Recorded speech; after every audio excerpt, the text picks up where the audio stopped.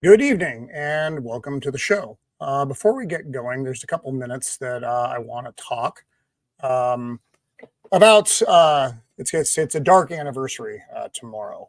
Um, 17 years ago, we were doing a training mission off on Bonhomme Richard off San Clemente. It's in California, and at 2:30 in the afternoon, our aircraft that was flying Bullet 10 threw a mayday out, and 10 seconds later, the aircraft was in the water. And I just wanted to take a moment to acknowledge that crew. And tomorrow at 2:30 in the afternoon, if you would, take just a moment of silence, remembering Adam and Laura and Corey and Chris. So if that's something you could do, I would appreciate that. So without further ado, let's get on with the show.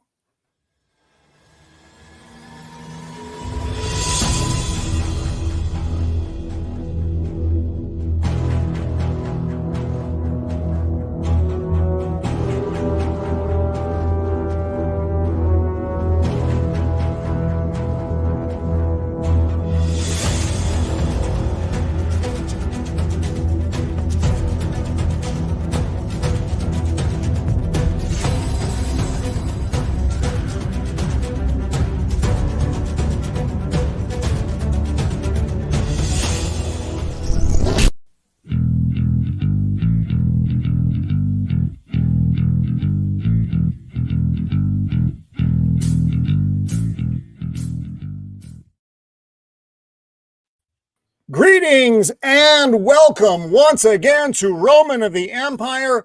I am your host, Roman, and tonight we're talking about monkeys, 12 of them specifically. 12 Monkeys, 1995, directed by Terry Gilliam, starring Bruce Willis. This is a very exciting and weird movie. We're gonna go around the horn, and then we're gonna have a short discussion about one of the actors we just lost. So let's go around the horn real fast. And I didn't even prepare my intros this week. I'm so far out of whack this week. So we'll just do it the calm and easy way. I know I'm fucking everybody up, and I'm sorry about that. Shield Wall of Dragons, my good friend. How are you? Hey, how's it going? Glad to be here. Yeah, this movie's kind of a weird one. And I saw it initially when it came out, and then I watched it again today.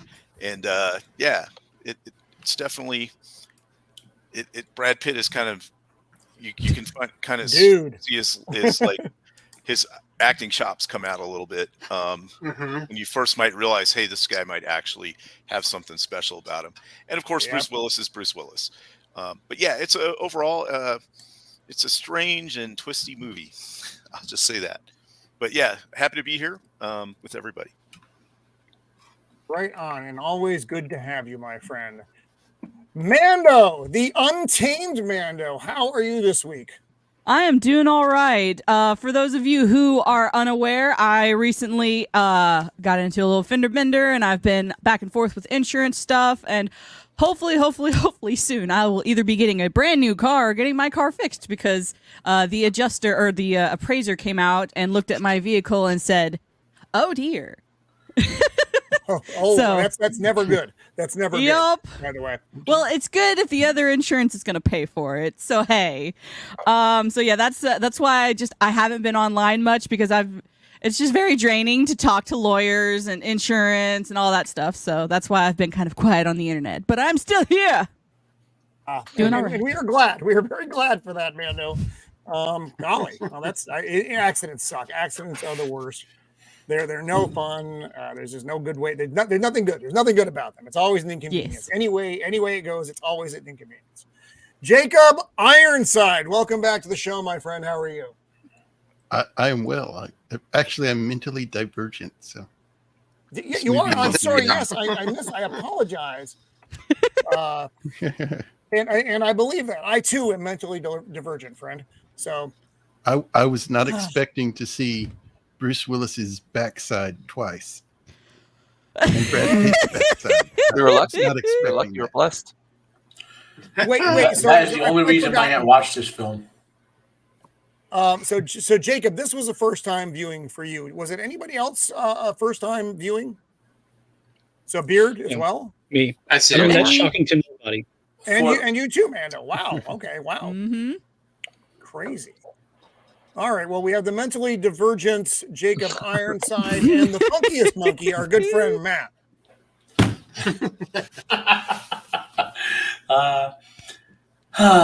There's a story behind that, as I told those off air, which involved debauchery, and that's all I can say. But I will forever associate the song "Brass Monkeys" from the Beastie Boys with this movie because of that. So That funky monkey. Sure. Blair de Blair, our favorite internet wizard. How are you, my friend? I'm doing fantastic. I just watched the movie again today too. I saw it when it first came out, and I haven't seen it in a while, and I forgot just how weird it is. He's got a plastic wrap fetish or something. I was 3 years old when this movie came out. I was going to say, you don't need to bring that kind of negativity to the stream, man. No, just, I was going to say, I didn't just to let you know that born when it came out. No, I was born in '92. Excuse you. Children's. I was 9 years old. If 12 Monkeys tried to get in his house, they'd be in for some hurt. It is our good friend Beard of Liberty. Welcome back, my friend. How are you? I don't know what you're talking about. I don't know if it's got. I don't know his beard monkeys for breakfast. Thanks for having me. And as shocked to nobody, this was a first watch for me. Didn't know what I was going to get going into it. I knew it had time travel. Okay. But, what was your takeaway from it, Beard? Yeah, I went into it like, okay, it's going to be a time travel thing. It's like, trying to change. Oh, no, we're going back a whole bunch of times. We're trying to get information so that they can fix the future. Oh, no, this is a lesson on determinism. Mm-hmm. Wow. Yeah, it's not what you expect it to be by a long shot. No, I enjoyed the ride. And I think for those of us who were there those many years ago when this film came out, the commercials didn't do it justice. You did not know what you were getting when you walked into that theater. Everybody has their kind of preset, and then you get it. It's like there would be no good way to advertise it without giving away plot points.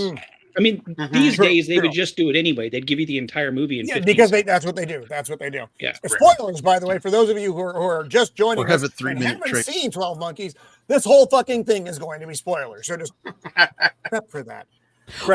Like a movie like this couldn't be made today because there's no real ending.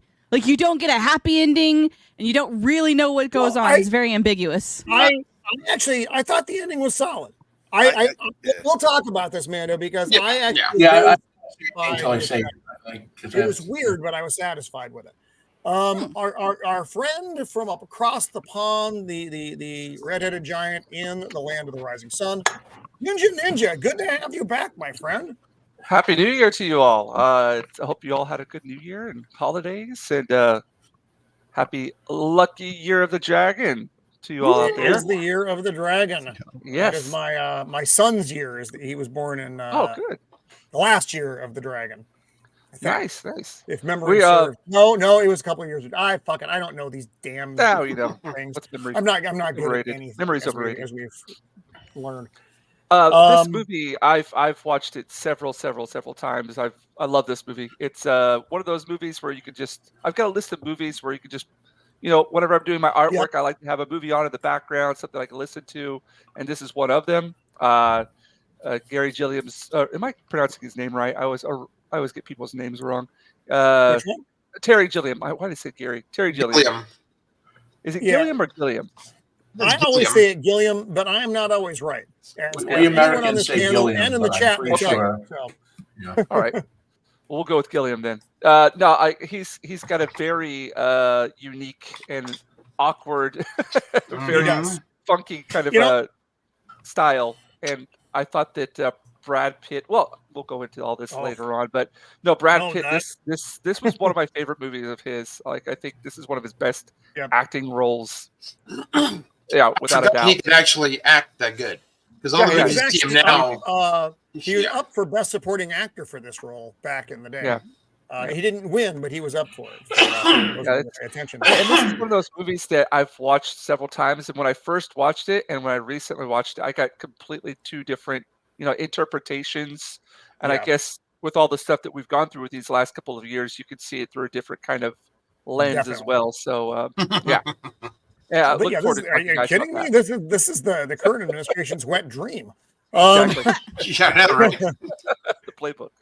Speaking of wet dreams, our good friend Josh McDonald has returned to the show.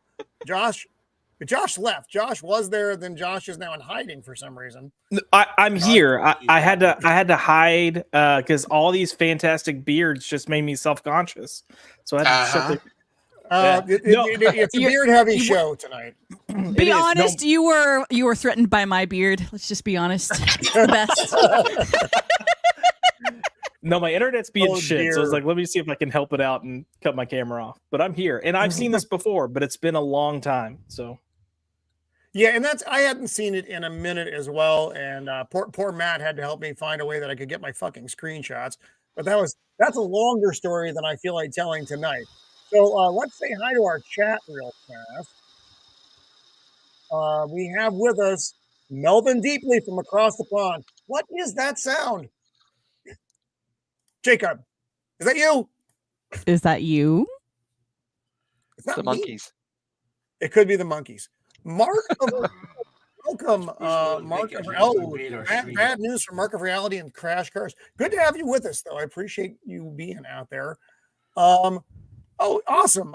Jay, our Diabolical Souls, Gooch. Gooch. Horrifying image, the Gooch. Cannoli Sasquatch, another one of the Paisans out there. Welcome, my friend. Dempsey.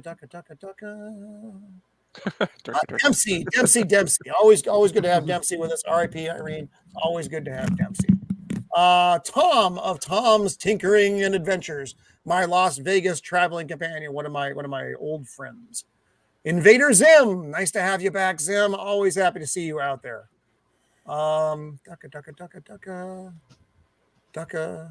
Oh, Squeaka Mouse. Hey, what's up, Squeaka Mouse? How's it going?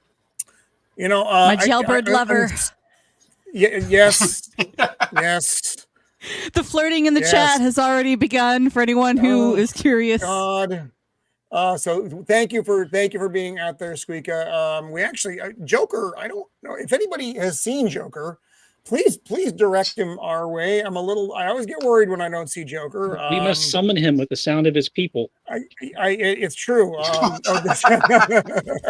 Joker, we beseech thee, grant us your presence. Return to us, Scissor Brother.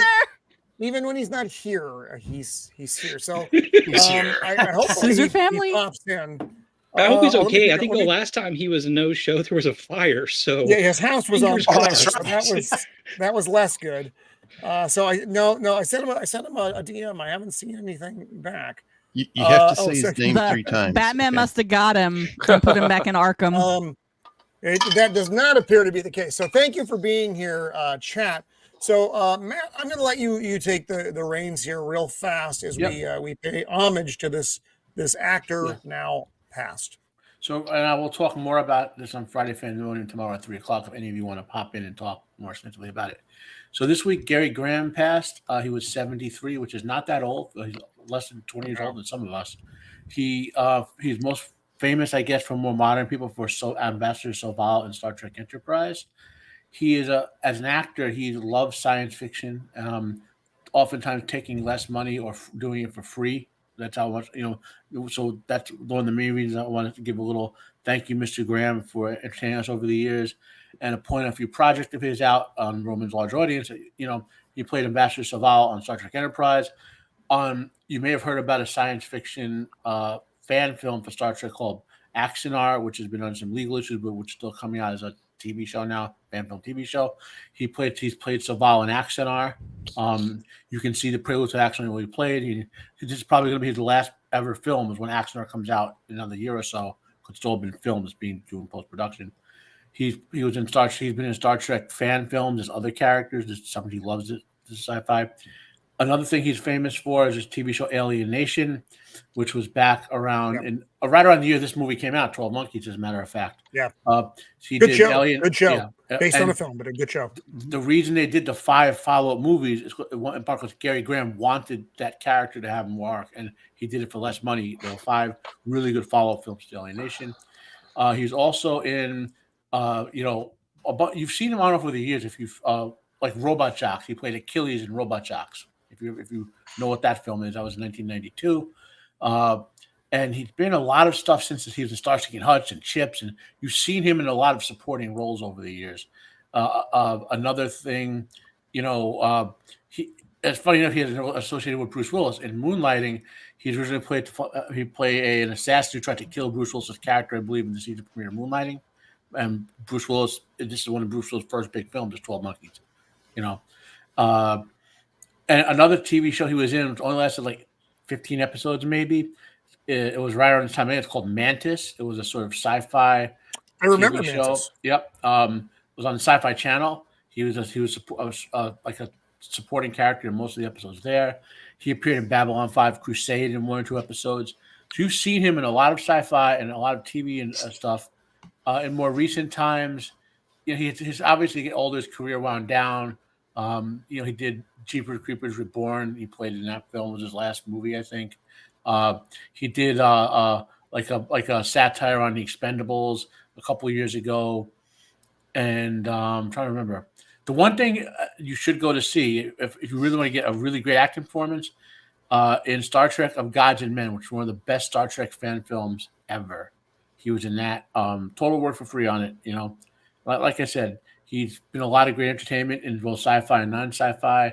But he's one of those actors who loves science fiction and enabled it through working for less or in some cases free. So I strongly urge you guys to maybe, if you've never seen anything besides Star Trek with him in it, see some of the other stuff he's done, because he's a very underrated actor. And I'll talk more about tomorrow with some clips and stuff so you guys can see. Right on. Well, thank you for doing that, Matt. I appreciate it.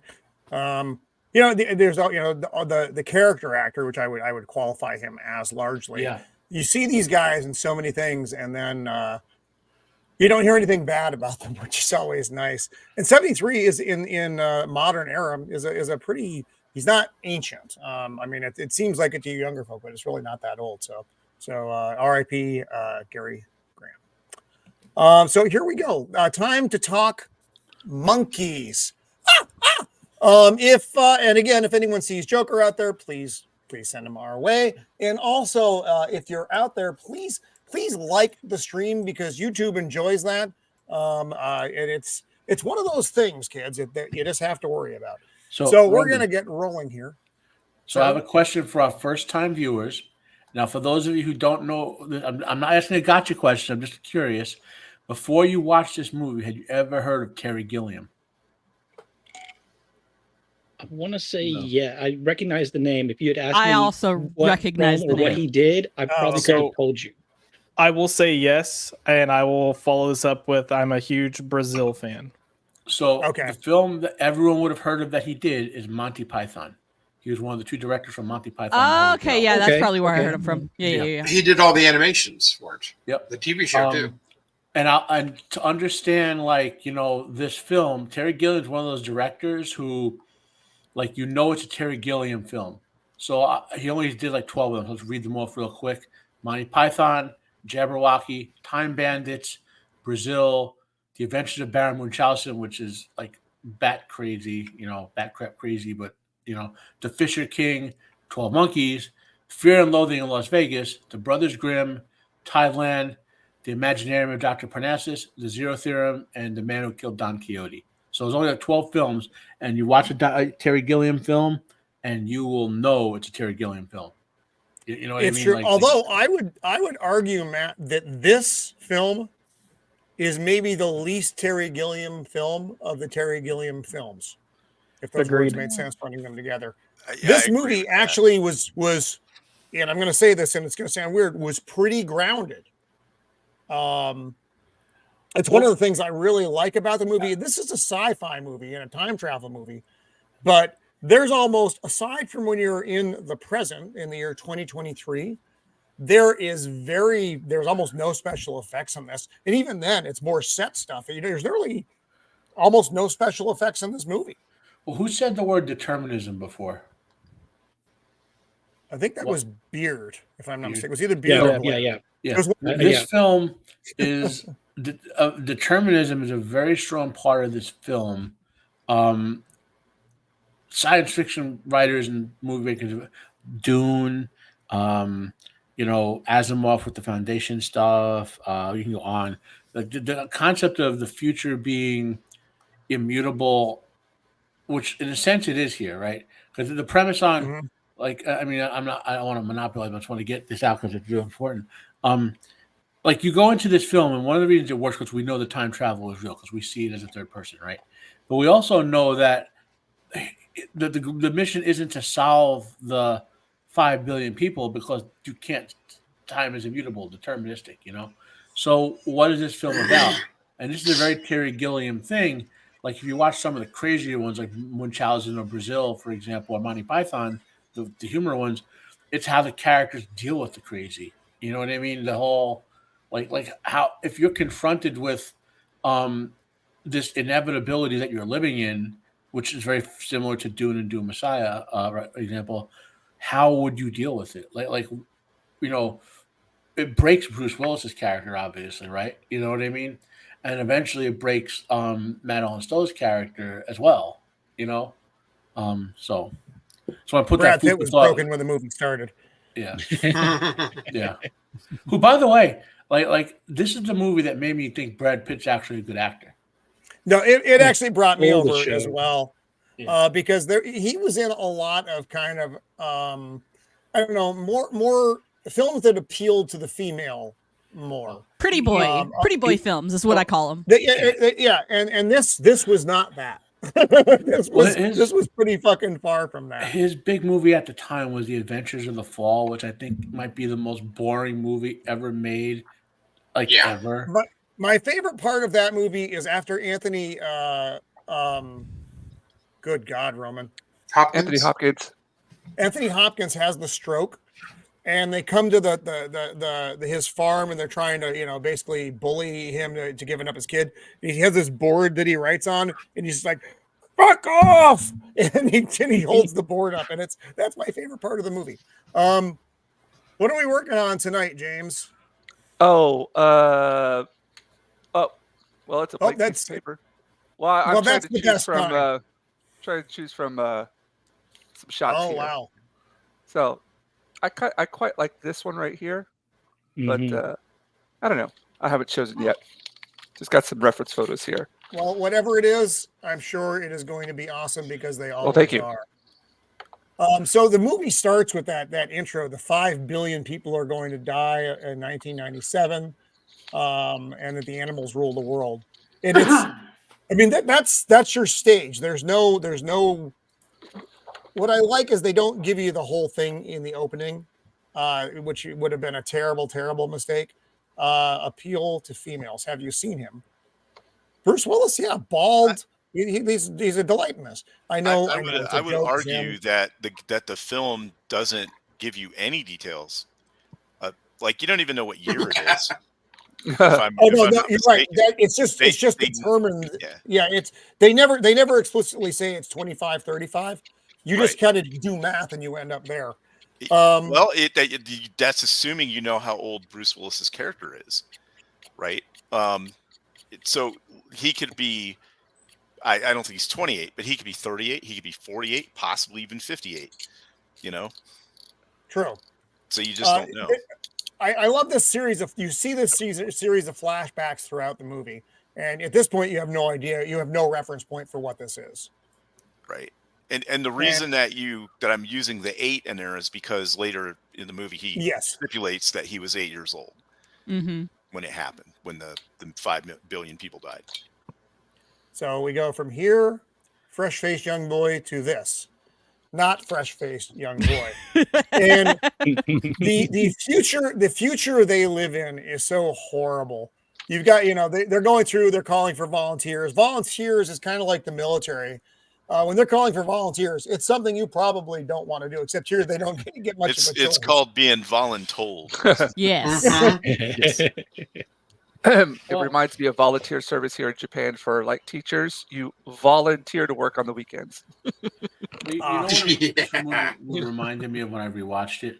Well, there was a time travel movie with, I think, was it Tom Cruise or whatever, where they were going back in time after an alien invasion. Edge of Tomorrow. Yeah, and all the people who had died in the alien invasion were taken forward to the future to fight in the war. Oh no, that's a different movie. No, you're thinking. You're thinking of the one, the Tomorrow War. Yeah, with what's his fuck? Chris Pratt movie. Chris Pratt. Oh, okay. Jeez, it took a minute to. Where they brought that guy in and he never got rid of his chef hat. Yeah. Or there was another film kind of like this called Millennium, where they were going back in time and getting people on an airplane. Yeah, airplane and taken into the future to. This I think was vastly superior to either one of those. No, I agree. I'm just saying the concept though of inevitability and determinism, and then in the future sort of playing with, well, how do you deal with that? You know, like I mean, I'll be blunt. This of the guy who wrote this, who worked with Gilliam on some other films, this is one of the least interesting films of his he wrote that I like. He wrote Blade Runner. He wrote Lady Hawk. He wrote a film probably all of you have seen called The Bloody Heroes with Rutger Hauer, but it's probably like the best of. It's a great movie. Or he wrote the movie Soldier with Kurt Russell. You know. Oh, really? Same screenwriter, yeah. Huh? Yeah. Plus Leviathan, and David Peoples. Him and his wife wrote all those movies, right? And yes, Salty. That is true. We were talking about that. This is the current administration's wet dream. Salty. They weren't eating bugs. Well, he was, but they weren't. I still don't understand that. Like, he was getting a specimen. That shot right there, Roman. Poor spider. Reminds me of The Matrix a little bit.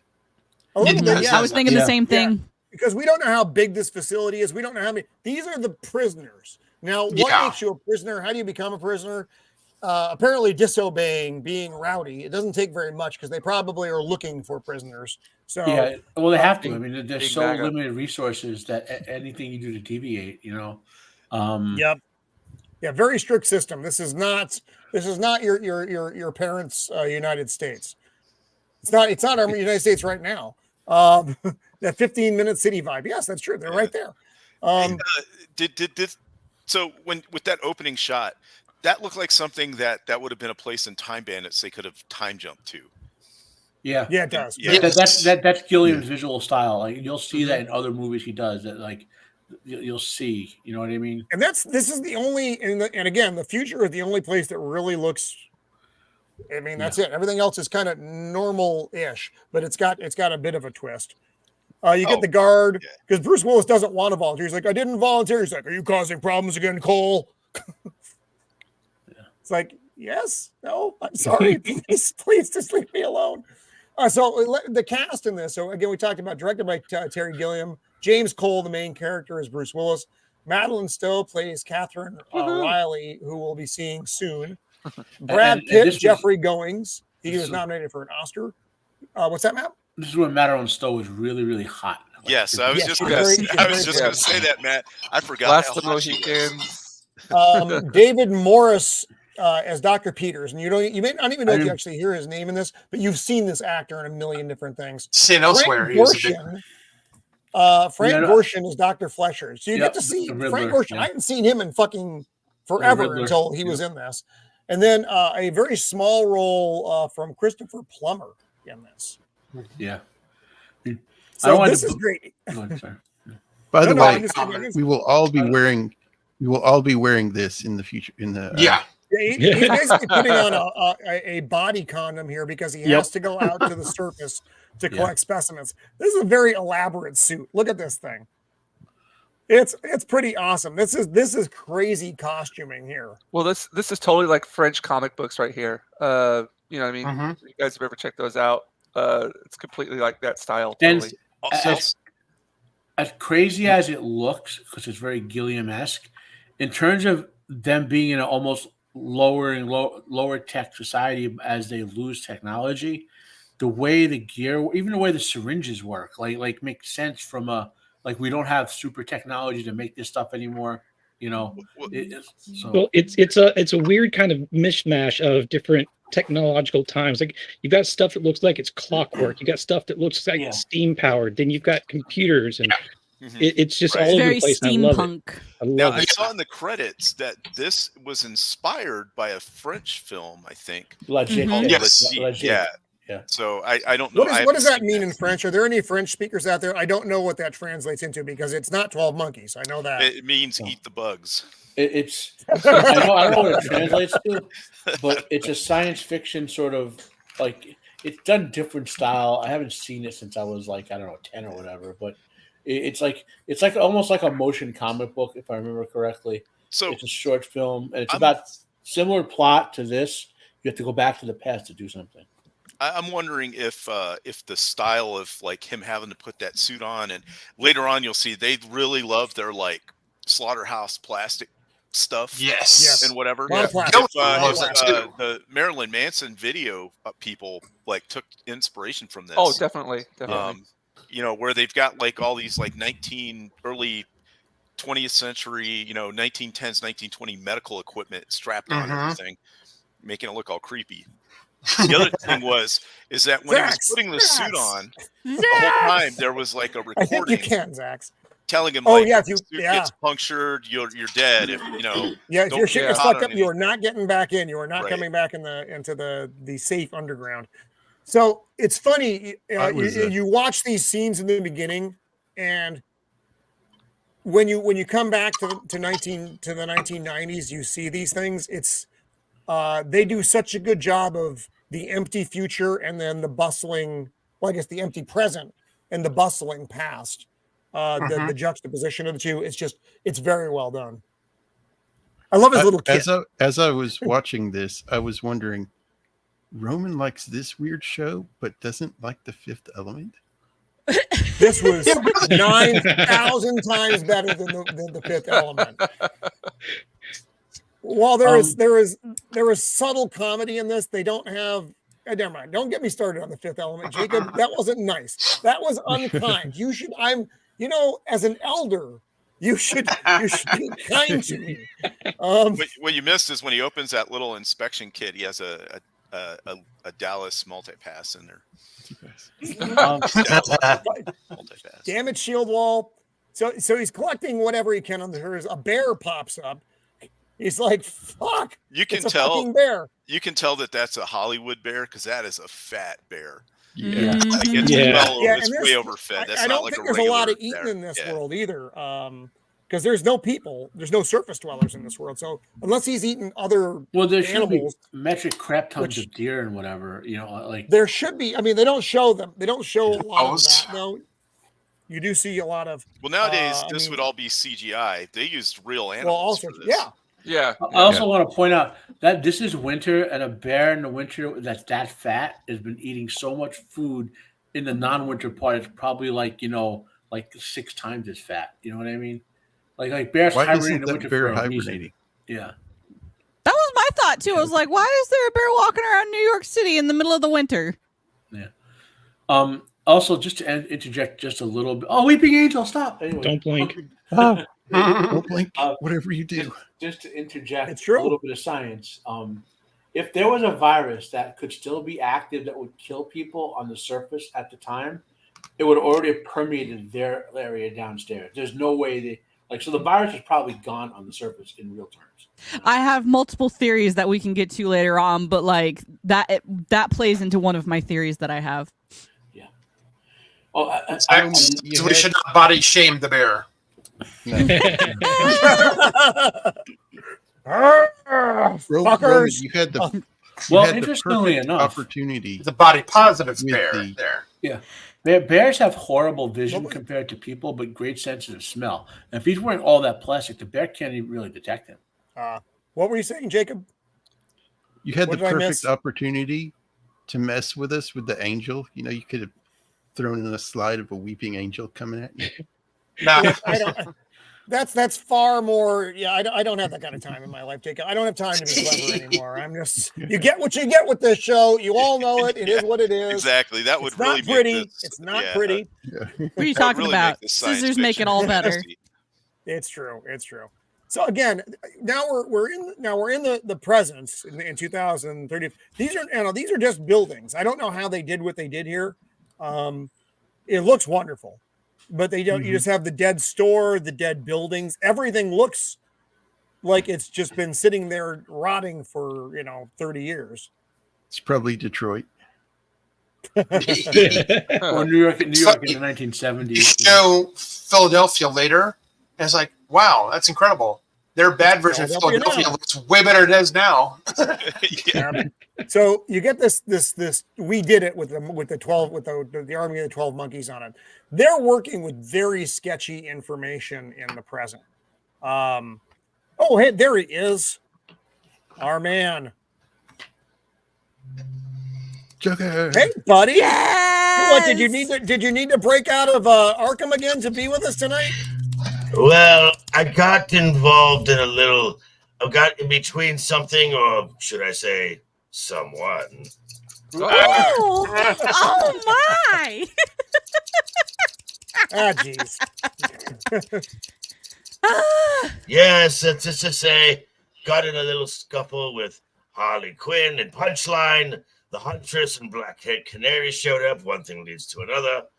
Joker, now you know why Joker has a smile on his face. I'm more uncomfortable than I'd like to be, but that's okay. That's fine. So anyway, so we are still very early on in this Joker. We did it part. So I watched this film last night. That's a great shot right there. I love it. And the lion. How everyone talks about. Oh my God, guys! Everyone talks. Sorry, Joe. I had to look this up so this is real life New Jersey for you guys. I had to look up where they filmed this film. Okay, and if you're not from New Jersey, this reference won't mean anything to you. But they filmed it in Camden, New Jersey, which really was a dilapidated wasteland for the most of the 80s and 90s and 2000s.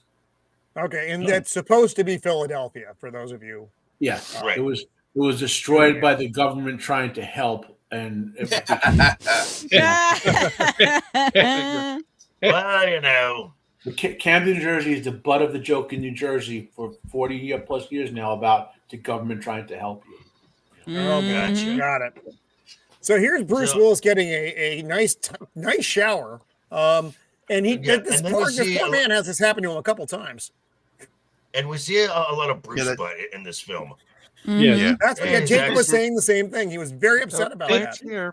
Well, let's just guy here. Go back one fact that you don't get a butt like that in a cell as tiny as he was living in. I wanted to say that I watched this film recently from last night at work. Wow. And I'm like, and I'm like, okay, I remember Brad Pitt. I remember Bruce Willis. I didn't remember that much of Bruce's ass. But but for me, the unsung hero of this film is Madeline Stowe. Was amazing in this film. Oh yeah. And she has to start as the psychiatrist who thinks he's completely batshit to slowly accepting the reality of what's happening. But did you see that skirt that she takes that she walks into jail with? We talked about that. Yeah. Madeline Stowe has one of the 10 best pairs of legs I've ever seen. I have legs, Matt. Do you want to see my legs? I don't mind seeing Madeline Stowe's back in the 90s. Mine have a lot more hair on them. They're like two fucking giant spiders. It's horrible. So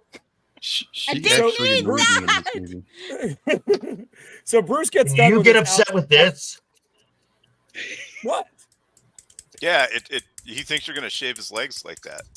Yeah, don't do that. The live reaction. I don't know. No, I don't know. What this is. Ew, Sax. No, wrong. Boo. Ew. No. And probably the reason he's showing off Bruce Willis in the buff is at the time Bruce Willis was a heartthrob. You know? Yeah. Even though he did shave his head for this. This was before he was naturally bald. This was This was pre-bald Bruce Willis era. Wait, what? yes, Zim. It's in the future. Look, we all need to make a buck. All right, we all need to make a buck. Don't judge. See, so here we get to meet the scientists. Yeah, it's a great example of what I was talking about, this mishmash of technology. You got the flip counter, you've got the gears turning, you got notes hanging from strings. Nothing makes sense. Everything's anachronistic, and I love it. Yeah, this is totally Time Bandits right here.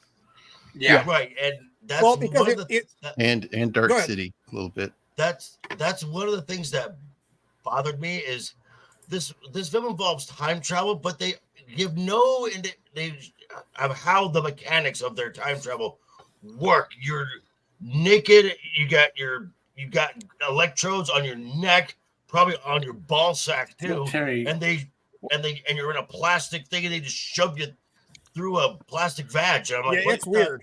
Yeah, it's like an easy bake oven.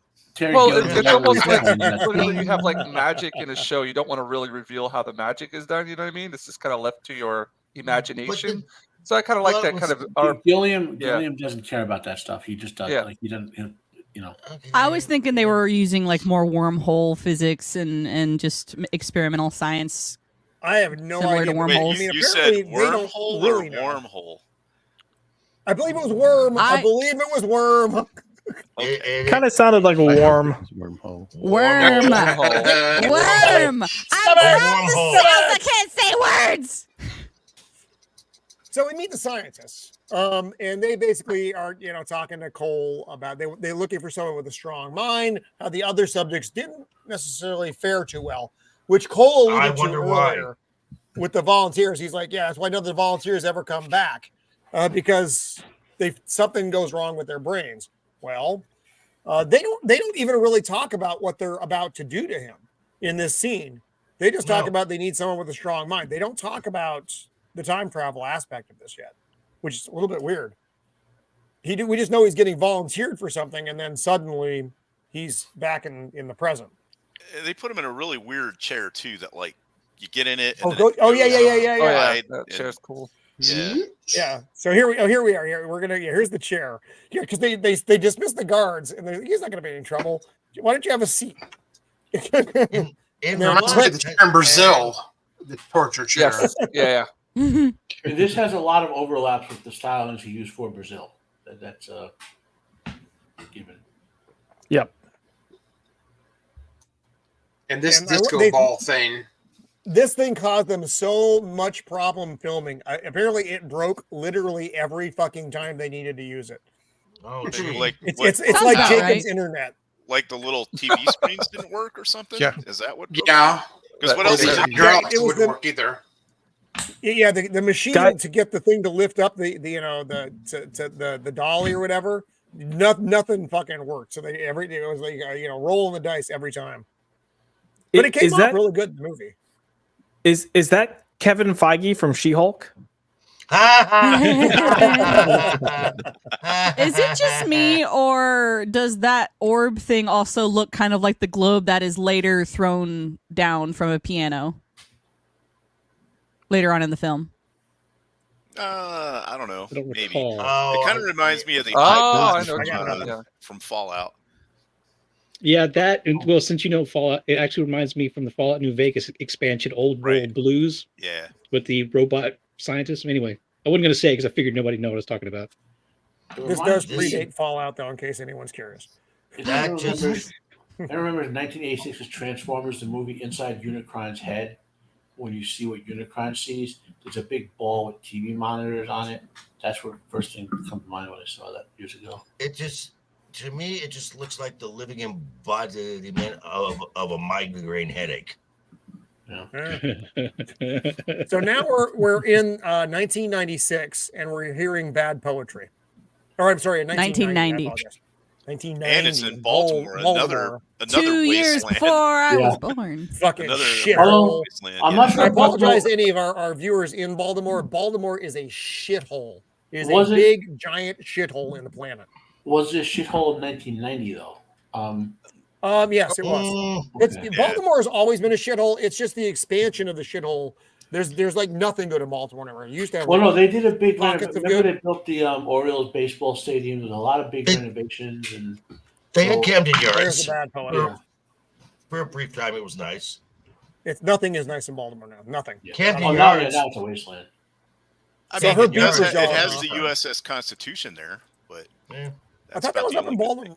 Wait, isn't the Constitution in Boston? No, it's Yeah. it's in Baltimore.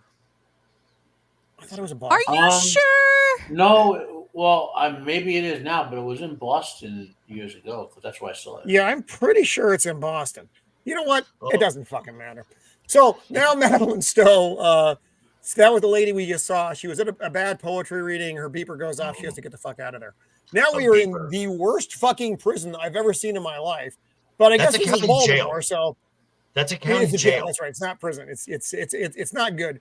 There's vomit and shit everywhere. I don't have all the lineup. so- this guy's giving it a rundown here though. Yeah, he is. As much as I love this scene, I work in healthcare. Not that I'm an attractive person, but we're told specifically when going in among the loonies, right? Among the crazies and the prisoners, we have a prisoner ward. There are certain ways you don't dress, certain ways you don't act. This is it. This is all of them.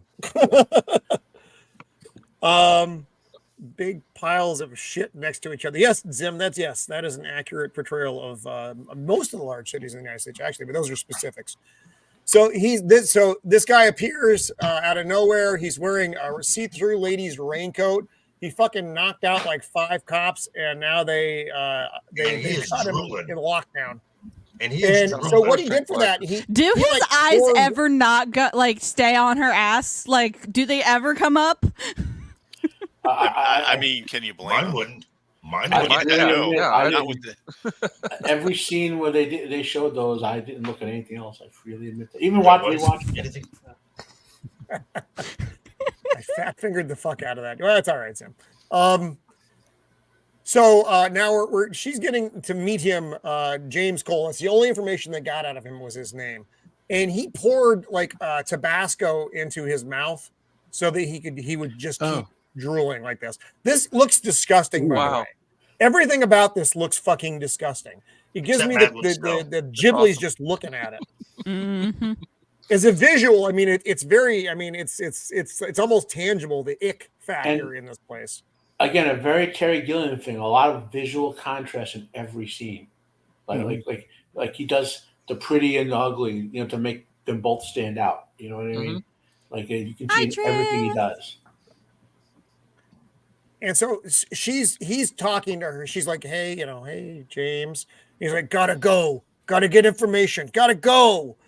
And he's speaking just real choppy because he's drugged out of his mind, except he's still like super raring to go. Effect of the time travel, who knows? Well, they drugged him. Yeah, they put enough tranquilizers to take out a horse. They said because that's why he's drooling like that. But I think the reason that he gets in trouble with the cops is because you do get disoriented when you time travel.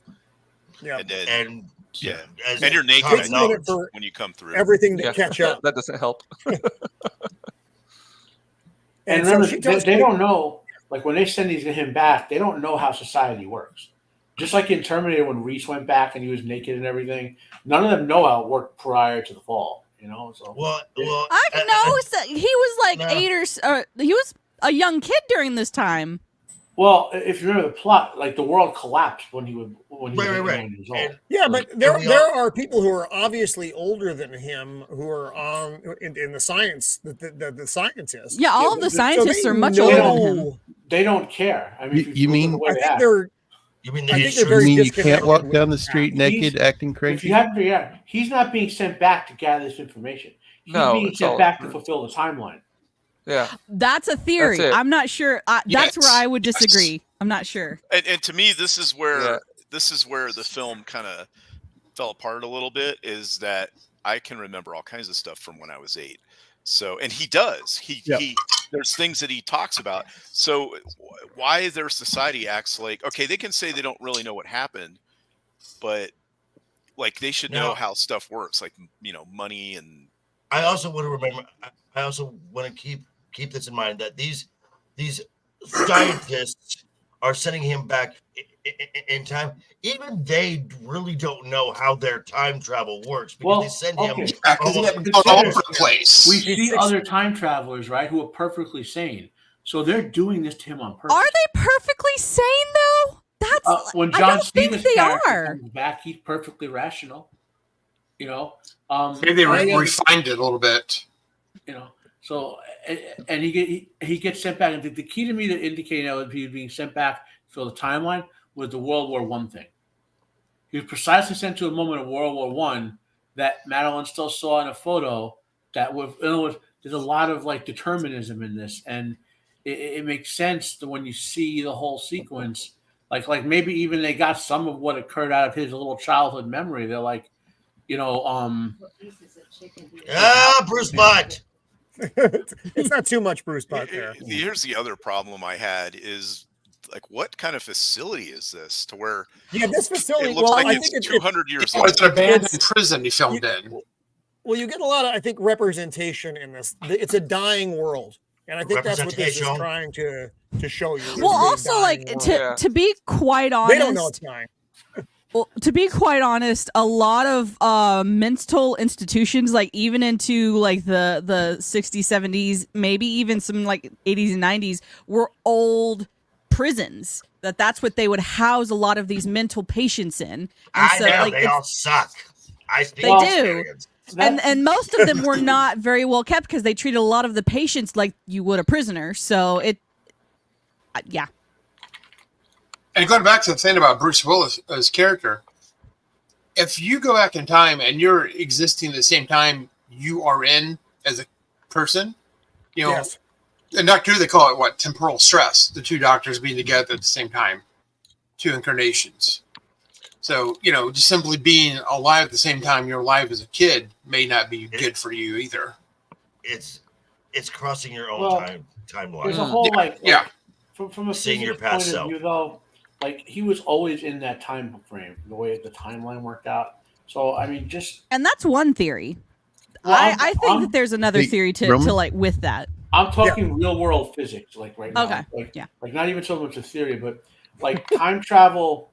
So I'll put it this way: time travel to the universe is an energy state, right?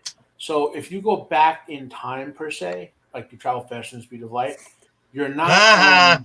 You encounter the specter of Roman Willis ass, and it drives you back to the future. But like no, the universe only cares about the energy states being whole. It doesn't care about where you are in time, so to speak, right? From the physics point of view, that's kind of what I'm getting at here. Like so, like the thing that don't confuse everyone. No. So when you bring up the multiple crossing your timeline thing, that's a very Doctor Who thing where there are multiple dimensions of time that cause that, like to go into the fandom of it there. So, but Gilliam is British, right? We lost somebody. Did we lose Jacob? Josh. No, we lost Josh. Josh had said his internet was pretty fucked. And Gilliam, this may be a result. He left because you said you weren't going to watch Saltburn. Yeah. No, Gilliam doesn't care like about explanations other than as they serve what he's presenting. I mean, how time travel works in Time Bandits? There's a map, and you go places, the holes just open up. You know what I mean? It's like and evil is a rock that can blow you up if you touch it. So, all right, here's. Oops, sorry. Josh, are you with us, Josh? I'm here. I'm alive. I'm sorry. Did you get sucked through a hole in time? Are you okay? I got sucked through a wormhole. Yeah. Wormhole. Yeah. Damn it, Mando. I said worm, not warm. Worm. Yeah, no one is buying that shit. So veg. When Roman Bruce Willis ass appeared on screen, that caused a protective mechanism of Josh to knock him off. So we meet Brad Pitt Brad Pitt's character, Jeffrey Goings here, he's batshit crazy. So Brad Pitt, he had a really small salary going into this. This was prior to Vampire Chronicles. This was just after Vampire Chronicles, Legends of the Fall, and Seven was like the same time. Seven was also a 1995 thing. So what's in the these box? are all just kind of churning around at this point. Pain. Yeah. Seven was like I didn't see Seven when it came out, but because I was impressed by Brad Pitt, and then I went to see Seven and discovered Kevin Spacey, obviously. I love Kevin Spacey. Yeah, but Seven again. Brad Pitt has a habit of doing early films that are boring as fuck. Pardon the expression, but they are. Then he didn't. Yeah. Well, like you mentioned Anthony Hopkins before, Legends of the Boar. Go watch him. He does a much better movie with Anthony Hopkins called Meet Joe Black.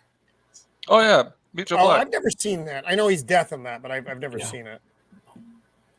So he's getting Jeffrey to show him around here. What I thought it was a funny scene though. He's like, "How much are you gonna give me for it? How much are you gonna give me for it? I'd be doing your job then. How much are you gonna give me? $5,000, Jeffrey." So and Goings, he's crazy, but he sees things. You know, the games are basically a way to occupied. You know, they're sedative of their own. He keeps yelling at this lady to get out of his chair. Puzzles, games that want to get out. Know your meds, know your doses. It's elementary. Wait, what? That's not that's not nice. In honor of 12 Monkeys, I'm gonna wrap myself in recycled plastic. There we go. So basically, Jeffrey's talking about the TV schedule now and getting a little out of hand. Bruce Willis tells him he needs to use the phone. He's like, dude, only the doctors can use the phone. Well, he does drop a hint in when he's talking about the TV. He said there's a guy that used to tell the lady at the front that he wanted to see a show, but the show had already been on. Like, so the guy was out of time. Like he was, yeah. There's some references to people that are out of time. Yeah. Yes.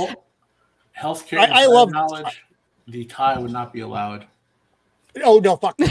Yeah, but most of their attire wouldn't be. Jeffrey's shoes wouldn't be fucking allowed. Right. This is LJ will be in tuxedos hanging around. So this is LJ Washington. What about bunny feet, bunny shoes, bunny slippers? One of my questions throughout this whole film, so I get like most of the people in the early 90s, like wherever he shows up, are like, I think this dude is crazy. Why did no one ask about his tattoos? Like, where did you get that tattoo that is on the side of your neck? Where did you get the tattoo that is on the side of your head? Why are there numbers and letters? What is this? Like, that would be my first question of like, oh, this is how I can say where I'm not from here. See these tattoos and all of this stuff? Like, didn't anybody want to bar scan the guy? Just like click and see what happened? Right? I would, yeah. I don't know what it would come up with. It's just a bunch of ones and zeros or whatever, so, and numbers. Unless you have the corresponding data for it, I don't think. Unless it turned it into like a word, like it said, like, you know, something state prison or something. Yeah. So, that was just my thought process through this whole thing. I was like, why did no one ask about where he got his tattoos from? Well, tattoos. I don't even know. Yeah, go ahead. No, I was just gonna say tattoos in the '90s were viewed way differently than they're viewed now. Like I remember conversations about like, don't get tattoos because you're a bad guy if you do. Like, yeah, totally. So I think people were just like afraid of it. I just remember tattoos in like the late '80s, early '90s because of the AIDS scare. They're like, oh my god, tattoos, oh, with needles and everything, blah blah blah blah blah. I just remember really bad tattoos that I still see walking around today, and those are those tribal tattoos. Oh yeah. Oh, they're still. They got real big, and I remember like the mid '90s. Yep. I got a discount on my tattoo because the guy behind me wanted his tribal worked on, and the guy hated doing tribals. So he said, "I'll discount you if you let me slow down a little bit." I said, sure, go for it, buddy. Go for it. It comes up later in the film when Madeline Stowe's character talks to the Riddler about psychiatrists defining reality. That's right. The Riddler's in this, which is a theme of this movie, by the way, about some criticism of psychiatry and all that. But the way they would have interpreted his tattoos is he's fulfilling his time travel delusion with these fake tattoos. That would have been like because remember they can't. I mean, okay, let's be semi-real. Created this whole thing for himself. We talk about it as a hobby or as a right, but if someone walked into your door and said, "I'm a time traveler from the future after a bunch of monkeys killed the planet," right? Like how many of us would really, really, really think the guy's not crazy? It's like, and we wouldn't ask him, "Oh, where did you get those tattoos? Are they from the future?" And how? Yeah, I'm not even thinking about his tattoos at that moment. Like, why is this fucking weirdo at my door? I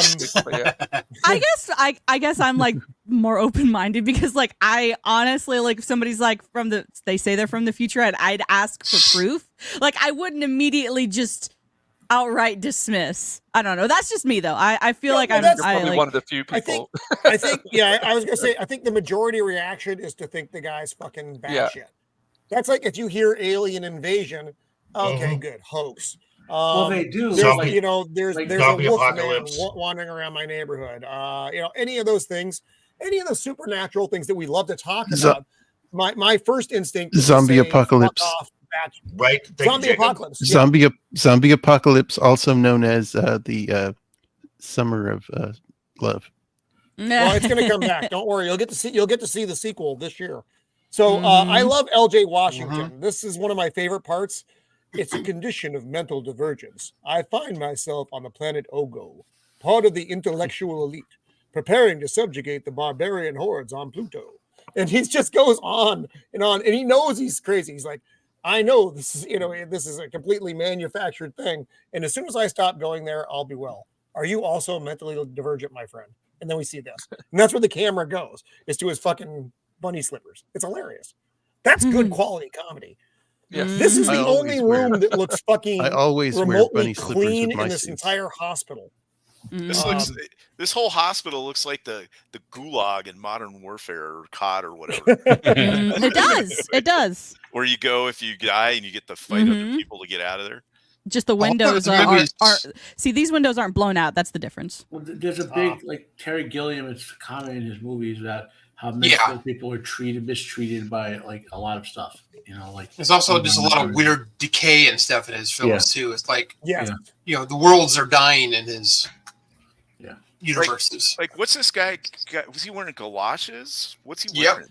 Well, he hosed the guy down too. So right, okay. No, that's the hose down guy. That's the handler. That's the hose down guy. That's the butt man. But this is where Bruce explains to them that because they keep asking him, are you from the future? And he's like, no, I'm from the present. This is the past. He's had to explain how. And then it's 1990. I'm supposed to be in 1996. Is that the present? No, that's also the past. So you're getting these layers of dimension of time, of timelines. The present is 2035. It's teaching us as the viewers how we need to perceive this film, kind of. We have to set ourselves in the present of the future, if that makes sense. Here's the problem. None of these doctors on this panel have seen Terminator, which has already been out in this time. Right. If they would have understood what was going on. They'd be like, oh, you're just like Reese. Okay. Yeah, exactly. There's Frank Goshen. So the Riddler for those they got Batman shortbread fans. Cookies on the table. They have a lot of cookies on the table, and he smokes throughout the entire film, which I think is hilarious. That's the one that's always like the landmine. You open it up, it's going to be cookies or it's going to be sewing equipment. Anyone remember those butter cookies? We used to get those all the time as gifts back in the day. Those Danish farm. Oh, I remember. Cookies. Yeah, they're delicious. So right now he drew a picture of the basically the 12 monkeys symbol. He's asking, "Have you seen this? Have you seen this?"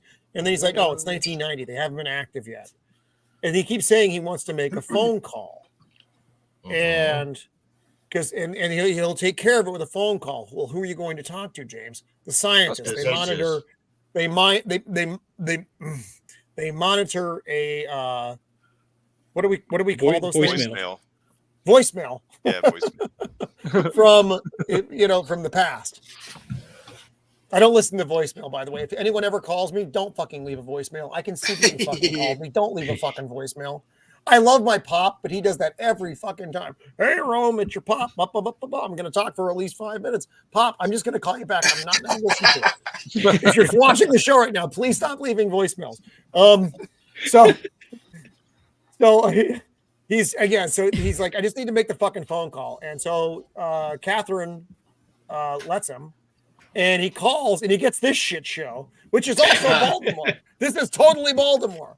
This is Baltimore in every fucking regard. It's complete chaos. She's like, scientists, there ain't no scientists around here. Stop that. When I rewatched this scene like the other day, I was like, why'd it remind me of the Oracle from The Matrix? Yeah. The same dummy apartment she was in. So it's pretty what? It's a disaster. Everything in this room screams disaster. It actually, my OCD goes off the fucking rails through most of this movie because I get the Ghiblies by certain things in the scenes. This scene, the kids bashing fucking crisps on the table. You got the kids just throwing cans out of the fucking cupboard. This room is actually pretty clean for having that many kids. Now, Ghiblies is that a technical term? It is. If you ever watch Strong Bad, Homestar Runner, it was a popular YouTube thing, a very long time ago. But he's describing he's got I forget, there's some kind of talking painting in his closet, and he gives him the Ghiblies. The Ghiblies is when all your skin rises up and all that stuff. So I guess it's a technical term. Is this the one where oh my god! I just go back. I just noticed something. What I have to rewatch this. Look at all the stuffed tigers on the top shelf. There's at least 2 of them. Look on the left side. Left side. I have to go back and look at that apartment now and see if there's more of those stuffed tigers. Like, was that a thing he did? Wow. Oh, Gilliam? Yeah. There's a tiger sticker in the drawer there. No, Josh. That's not kind. So he just types it like an Easter egg for you to find later. Right? It's fucking horrible. I like this though because as soon as he gets up, she's like, "It's not who you expected." He's like, "No, it's just some lady." But then he puts it together again though. It's too early. He's still trying to line up where he fucking is on the timeline. I mean, they're not active yet. He thinks it's too early, but he's obviously sent back to plant the concept of the 12 monkeys. So yeah, we get the flashback. That is a through line in the movie where people haven't heard of anything about anything or thought about anything until he brings it up, talking to him, and then that drives what actually happens. Like, you'll see later. Also, this is kind of weird. Like this is very bizarre. See, I think to jump to the end, I think he figures out part of the answer. Like when he gives that final call, like he realized the 12 monkeys thing was something that was fake, but doesn't realize that he was sent back to plant the idea to fulfill the timeline. So they say, okay, now we got him. Let's send John Cena's character back, to get him to do the final part of the timeline fulfillment, triggering the proper way. I don't know if that's the case or not, Matt. And that's just, because it is a very subjective thing. I think the timeline gets fulfilled, but I don't necessarily think they did it intentionally. I don't think the future has their shit that much together. Remember the final comment by the woman from the future is, "I'm that's insurance policy."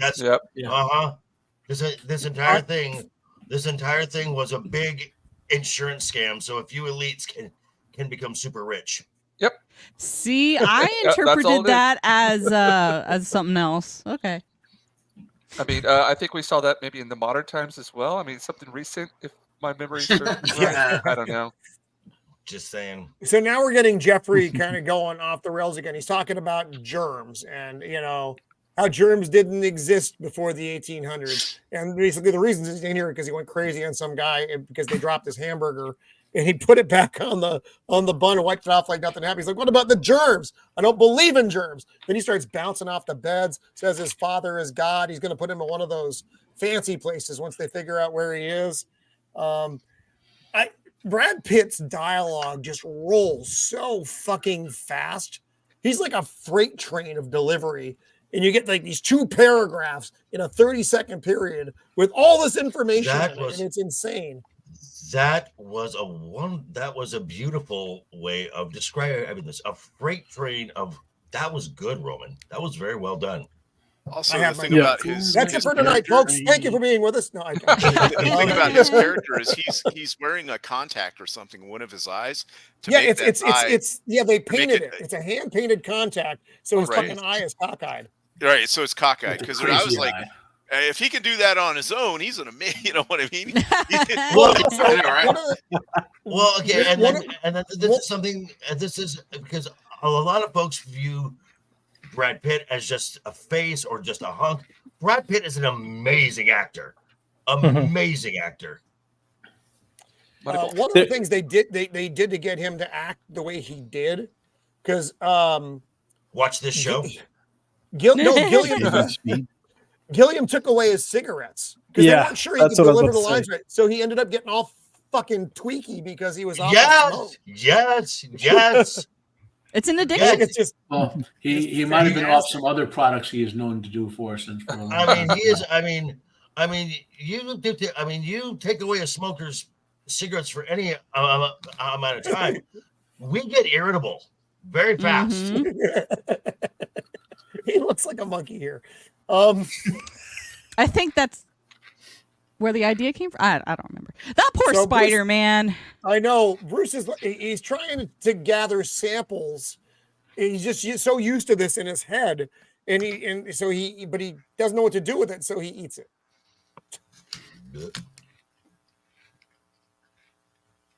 This is where he's saying you're thinking about escape, right? That's perfectly natural. It's perfectly natural. And he's like, yeah, and he's trying, and then that's when Brad Pitt talks about his father being a very important man. Get you out. And then Jeffrey starts going batshit. There's part of his butt. Sorry about that. It's like a side butt. Hopefully I don't get hit for that. You get hit for side butt.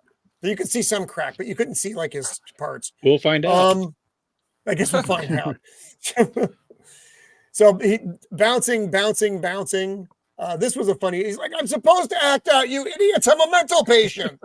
I like how he realizes, yes, I have mental issues, and I'm going like he has that self-awareness to be like, yeah, something's wrong, but I'm just gonna still do me.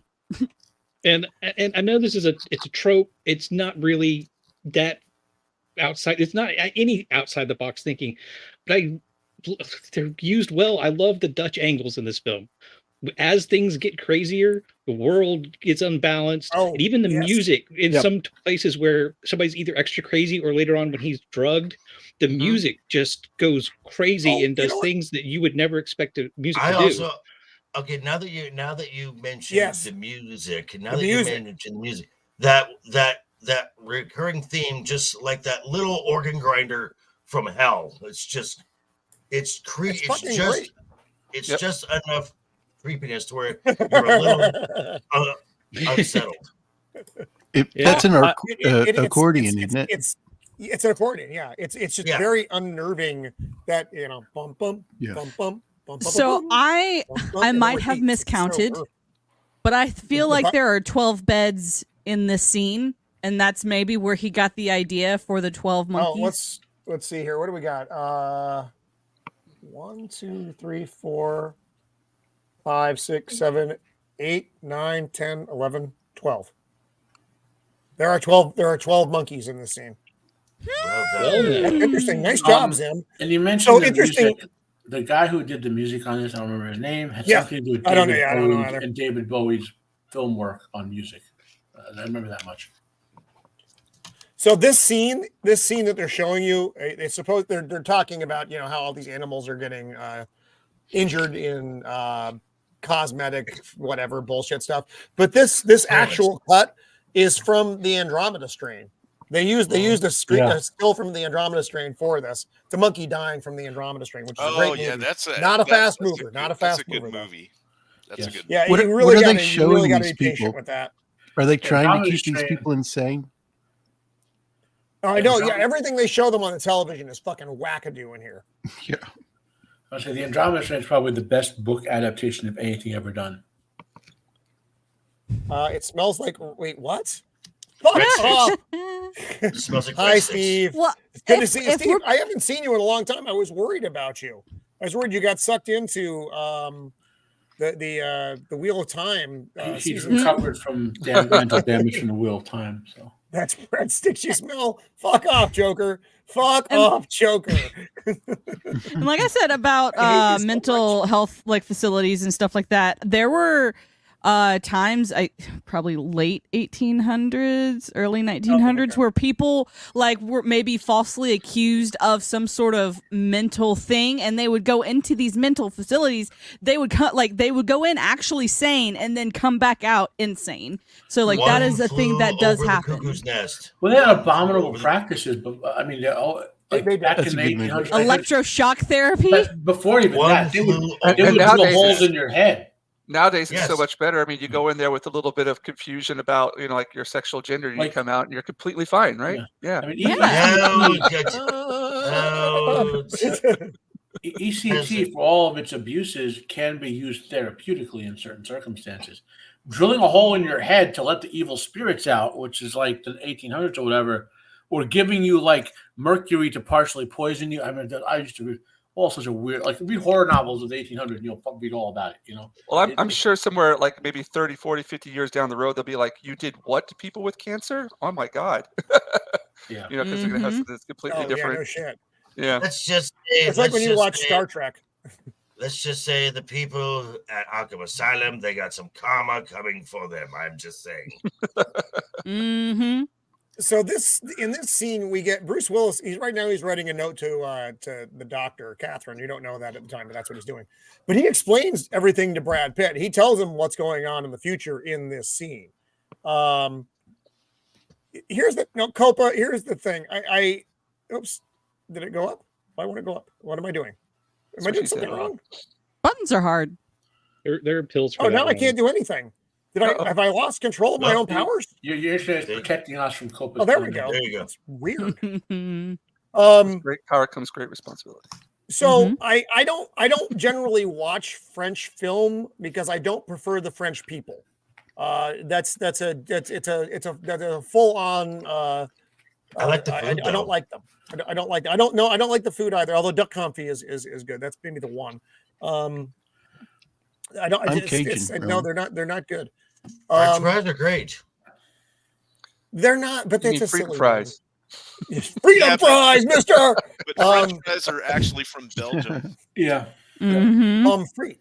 So now we also keep seeing this ad for Florida. Come to the Florida Keys. The music in the background. That's me and Shield all hanging out after a hard day's work. No, Roman, that was you and Brad at my bar when you came in. I believe that. So now he's all drugged up and monkey business. So this Brad Pitt comes in. He's like, "Oh man, Jim, they got you all fucked up." And he's like, monkey. So he's got the key to the fucking door. And this goes out of control really fast. He's trying to distract the guards. But he, from the guard's perspective, this is out of control. But Brad is timing this entire thing. Exactly. It's giving him the cues like, and here we go.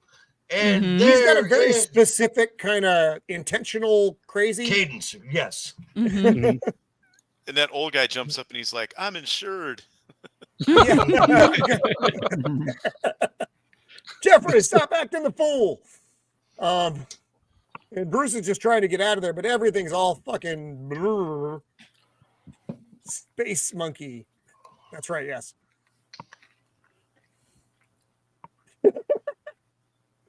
This is great. Then he gets in, he gets out. This guy is just like, use the other elevator. Yeah, that guy's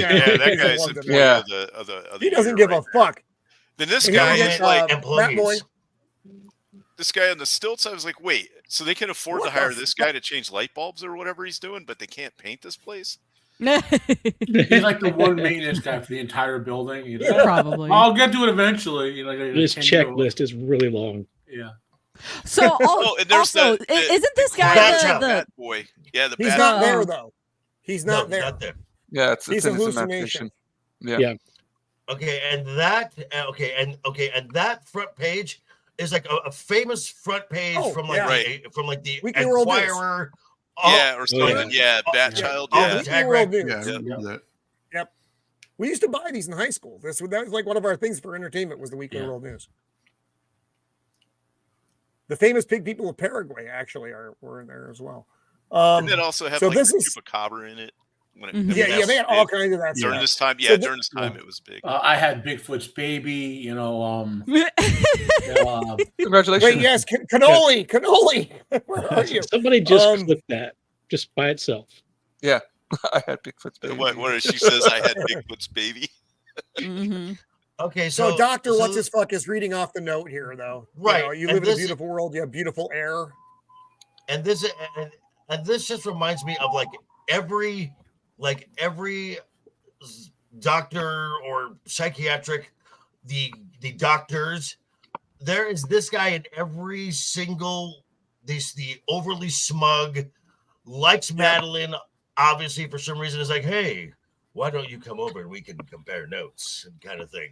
Mm-hmm. You know what he's missing? He's missing the little leather patches on his elbows. On his yes.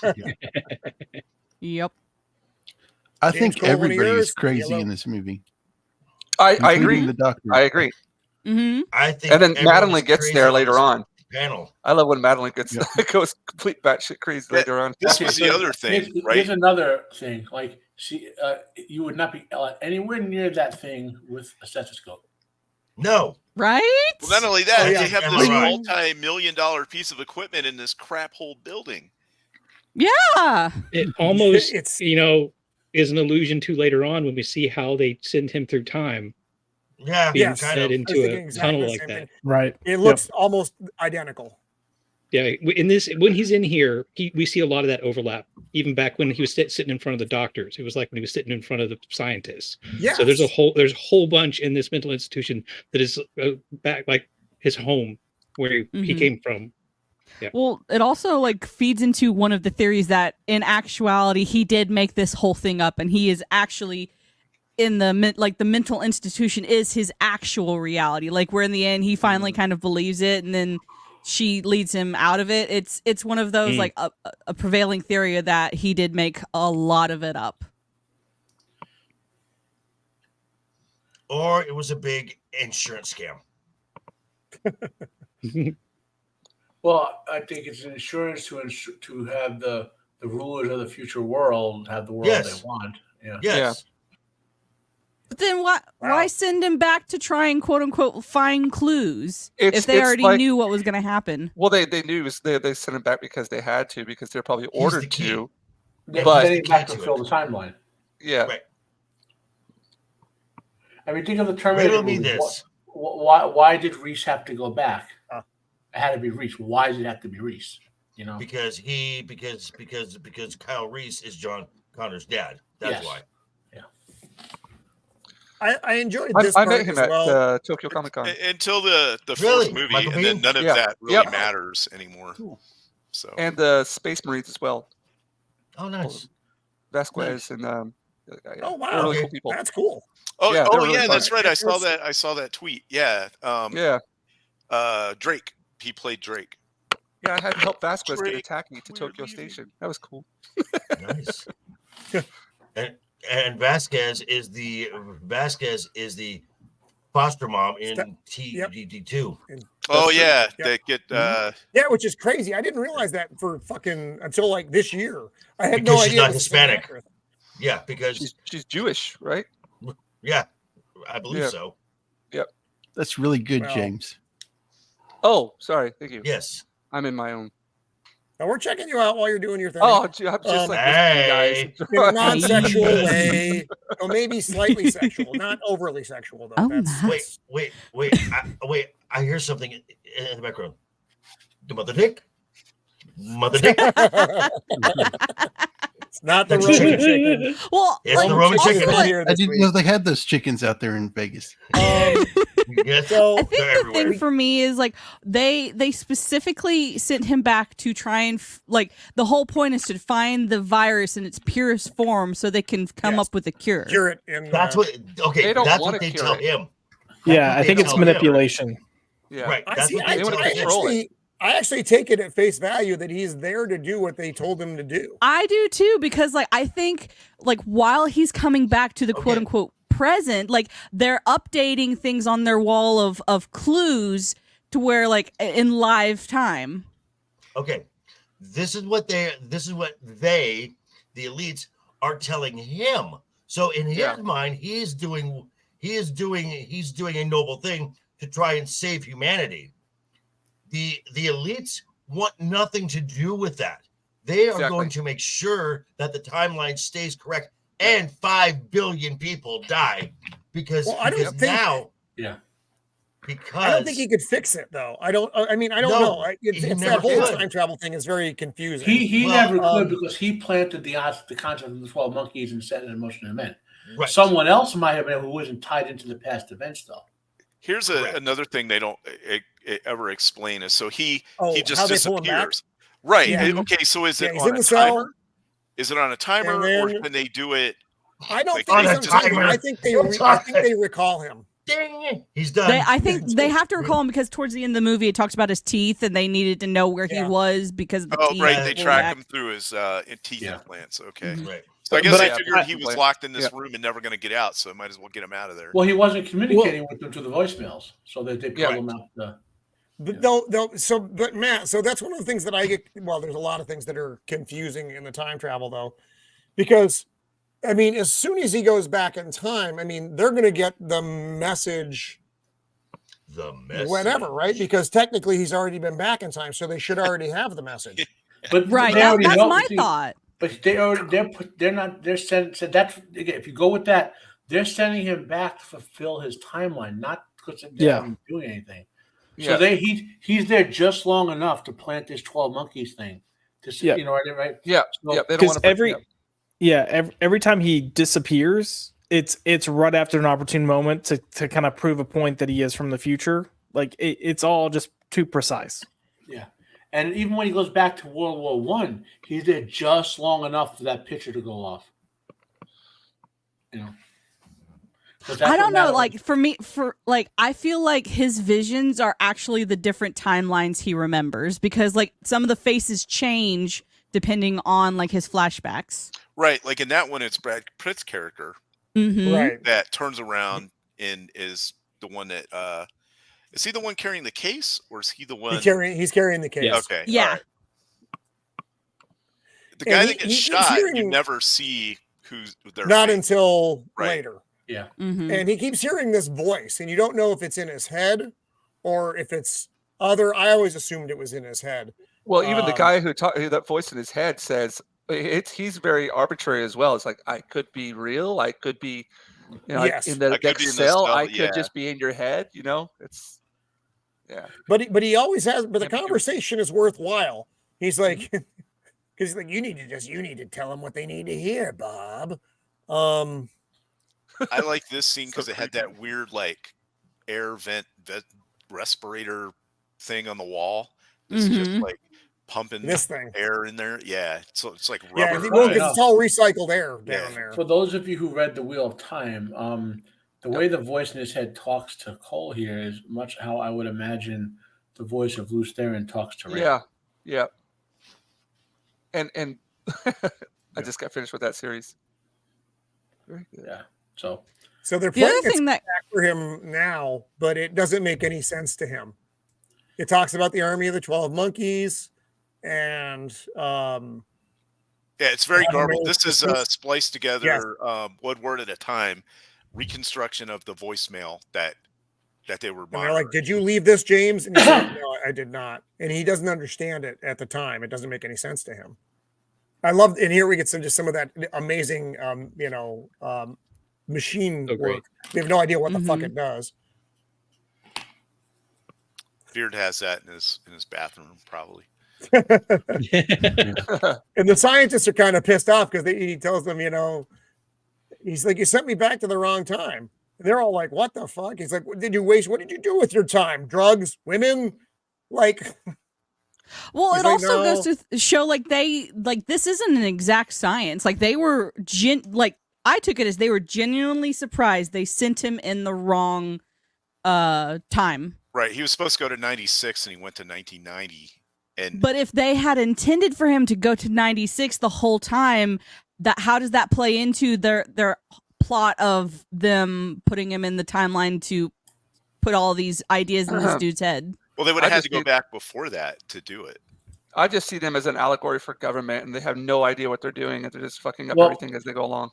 No, I would say he has to go to 1990 because they have a series of events recorded about this 12 monkey that started from when this dude was in the asylum.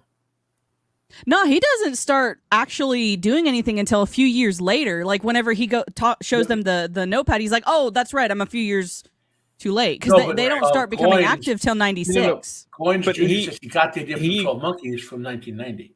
Right, he got the idea in the mental institution, is where he got it from. But did he actually get it from Cole though? Because he says it.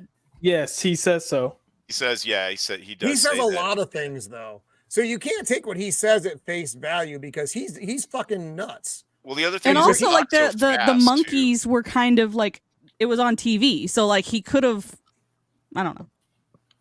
See, what I thought was funny here is that, do you want another chance to go back, Cole? Because they act like he fucked up when they fucked up. Yeah, but that's also like government. Don't fuck it up again, Cole. He's like, it's like, dude, fucking time. Again, this is manipulation 101. Yeah. Yes. Gaslighting. Yep. So completely. Really, they they sent him back to 1990 on purpose. They sent him back to World War I on purpose. This is all planned. See, I don't think it is. I don't think it's planned. I'm with Roman. It is I think they fucked up. I think. Why are there alligator clips on the nerves in his head? Like, why are they pumping current through his head? Oh, why wouldn't they? Why is there something on his junk? What is on his junk? Is that like a zip line or something? It like rips it off of there? No, that's a catheter. Is that what that is? Yeah. Oh, sorry. I liked it better when I did. I've had enough of them from surgeries to know what they are at a glance. I liked it better the other way. So here we get the time tunnel. We have no idea, or as how the mechanics work. Mando would say the warm hole. The wormhole. It kind of reminded me of like the particle accelerator inspired time machine from that Denzel Washington film. I forget what it's where they could only see like 7 days previous, but it kind of reminds me of that. Deja vu. Yes. Yeah. There's a. So I was kind of thinking particle accelerator inspired.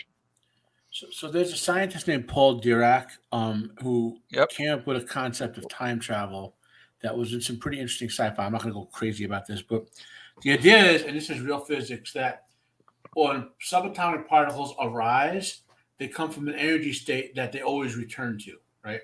So the theory of time travel was that you could force the person into the past only so long as you maintain the energy holding them there, and then when you turned it off, they would just come back. They would cease to exist in the past, and this energy would go back to where it was. That's interesting. Right?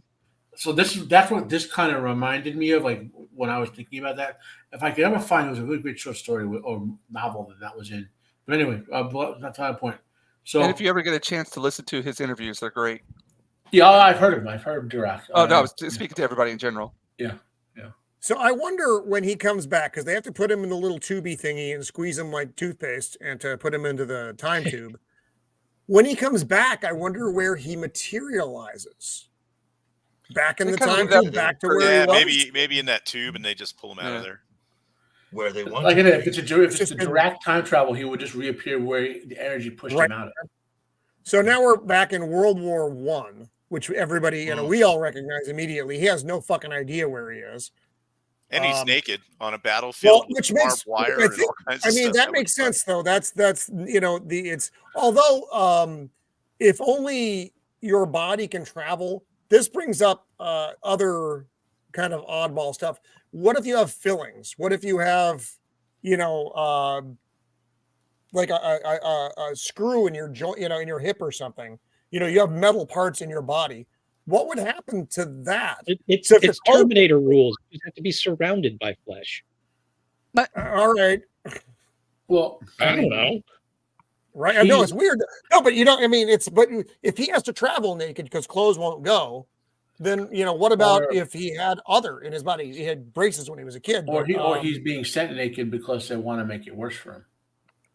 Remember, he's naked in the picture they take, so he has to be naked when they send him back. Or it's an energy limitation thing. Everything that they send requires an immense amount of energy, so send as few things as possible. Yeah.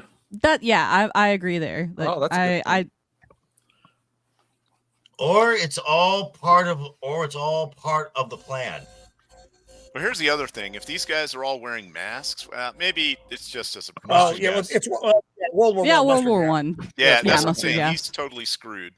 Oh, and here's Jose is there. Yeah, that was the guy that was in the very beginning. It was in the but they mentioned though that Jose was okay with gas after this. Like he was in the hospital, he was immune to the effects of the gas. Mm-hmm.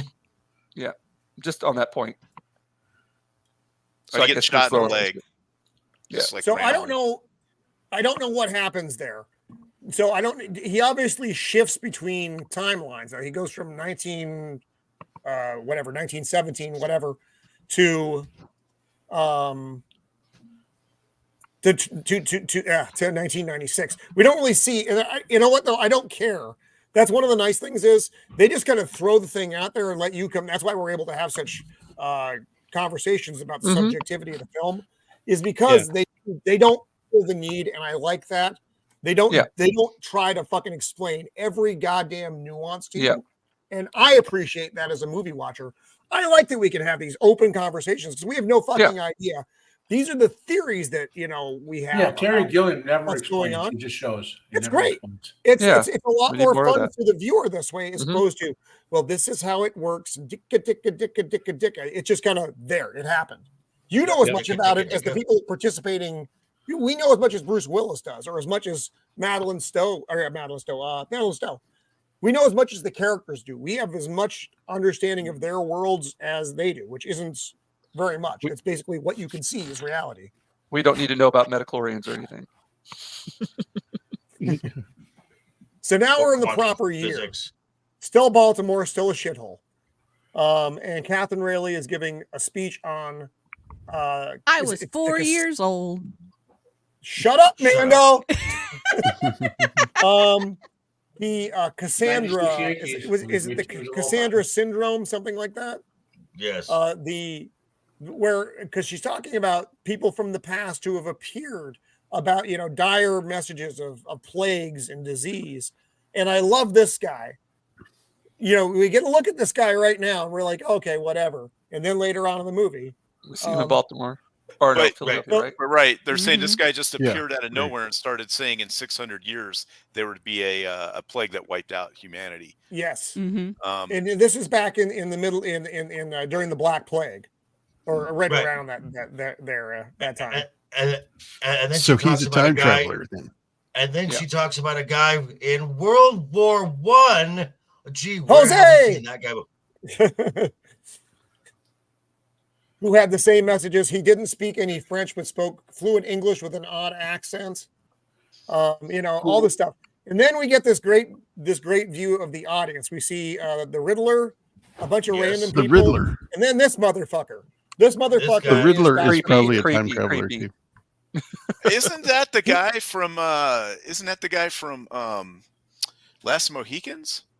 No, it's not. Yes, it is or it's not. Well, if you're an older person, you would know him as from St. Elsewhere. He's been in a million things. He was also in The Rock. He played the general. Rock, but he was not in Last of the Mohicans. That was a different. Yeah, that's a different guy. Yeah. Okay. He was in the Negotiator. He played the jerk lieutenant in the Negotiator. That's Kevin Spacey and Samuel Jackson movie. He was in The Rock. He was in the John Adams miniseries from. He played George Washington. Yeah, he played George Washington in that series.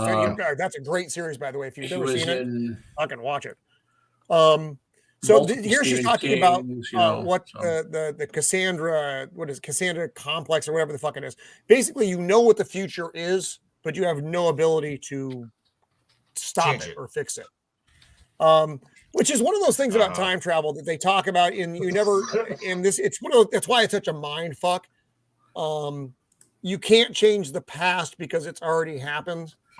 But if you go back into the past and change the past, what happens? Can you not change it? You can change it. You have to be able to change it. What does that do? You create a paradox, I guess. I don't understand time travel. It hurts my head. You create a million different versions of it. Timeline that you then have to get a device. It's a bunch of timey-wimey stuff. It's a bunch of hooey. Well, and that's also why, like, part of me wonders. Time travel. Just watch Loki. You'll be even more confused. Oh no, fuck no. Well, and this is also why I'm of the opinion that I don't think that the scientists really are in charge of anything, is because, like, if they are currently, or in their current timeline, sending people back to, like, the Middle Ages, talking about a plague, like, oops. Yeah, they're fucking up. Mm-hmm. I don't think the fuck up again. No, they are not. They're not because because the reason they sent these folks back to World War I is to explain her theory right here. Yeah, is to explain to her. I think we're reading more into it than is necessarily there. This is all pre-planned. This is all pre-planned. You're forgetting the end. Right. Just remember the end. Yep. No, the end makes sense to me as well from the same perspective that I watched the movie. She is there. They sent her back to because he succeeded. He figured it out who it was, and then that's why he left there that to get them. Yeah. She was there to pick up that the right. purest She was form there to of get it. she was there to get the Or purest. she was there to make sure the virus got out. Yeah, exactly. She's insurance. She's a villain. This is a movie where the villain won. Yeah. This is a movie where the villain won. The time I don't accept that premise. I don't either. It sucks, but it's. I think that's. I don't know. I mean, I don't know that. You don't know that. You cannot make a definitive statement like that. You then have why a would theory. why wouldn't you have stopped them on the inside of the? So the time loop is that Bruce Willis goes back, plants a 12 Monkeys idea to the point where his child as a self sees him. Once his child self sees him and can't see him anymore, the timeline is open. So then they have to have Hart go back to make sure that he doesn't break it, because now he can break it. Once he's past that little time loop of him seeing himself, and Hart getting, she's like, okay, we have to make sure he doesn't break it, so the disease still happens. Right. I don't know. They're evil. I think that's more. I think that's just too much. I mean, think about it. Maybe it is. I'm of that opinion. It's a Terry Gilliam. The rich people in the future. All right, we got to get moving here because we have 45 minutes left of this movie, and we have way more than 45 minutes. One thing, Roman, the people in the future, the doctors and stuff, they can go back in time to wherever they want. You know, have a vacation. You know, just go back in time for a little bit. I think they can. I don't think they're that capable of it. I think if they're sending one of them back, they have to be real fucking sure where they're sending them. That's why I think they waited so long to send one of them back, because they didn't have. I mean, or maybe they like where they're at. But they didn't. They didn't send anyway. Yeah. Okay, flip it on its head, Roman. Why, if you could send a completely rational genius scientist back in time to any point you want, would you send a person who's crazy to begin with? Because they didn't have it. I think they got it down. I think using them as experiments, sending them back, was part of a process. You know, maybe the guy's going to get there and maybe he does what we want him to, but we need to refine our time travel process. That's what I think. I think that they were using them to refine the process. Okay, so let me just throw this in here. For Mando and Roman's theory to work, and for this chain of events to play out, there is so much dumb luck that has to come into play. It is too well conceived. This is all planned. Or it's just the way things always were meant to be. With dumb luck? That's a lot of luck. Everything is dumb luck. Our entire life is dumb luck. How did you get to this point? A bunch of things had to happen for you to get here. It was always going to happen that way. And yet yet, if you have the capability to control past chain of events, Josh, I saw Josh. Wait, I saw Josh. There was a Josh sighting. But these scientists who are actually insurance people and elites, they can now control the past events to ensure that they are exactly where they are, no matter what. It is like I think it was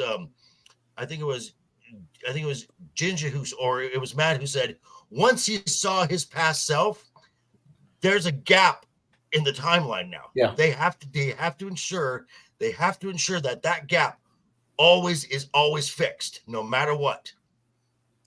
So hence the gun. Oh, why they gave him the gun? Yeah, take this. He was really forceful about him taking that gun. Which they gave him a Lamat revolver, of all things. Yeah, that was great. Yeah. So here he is kidnapping Catherine to take him to Philadelphia because he doesn't know anybody else.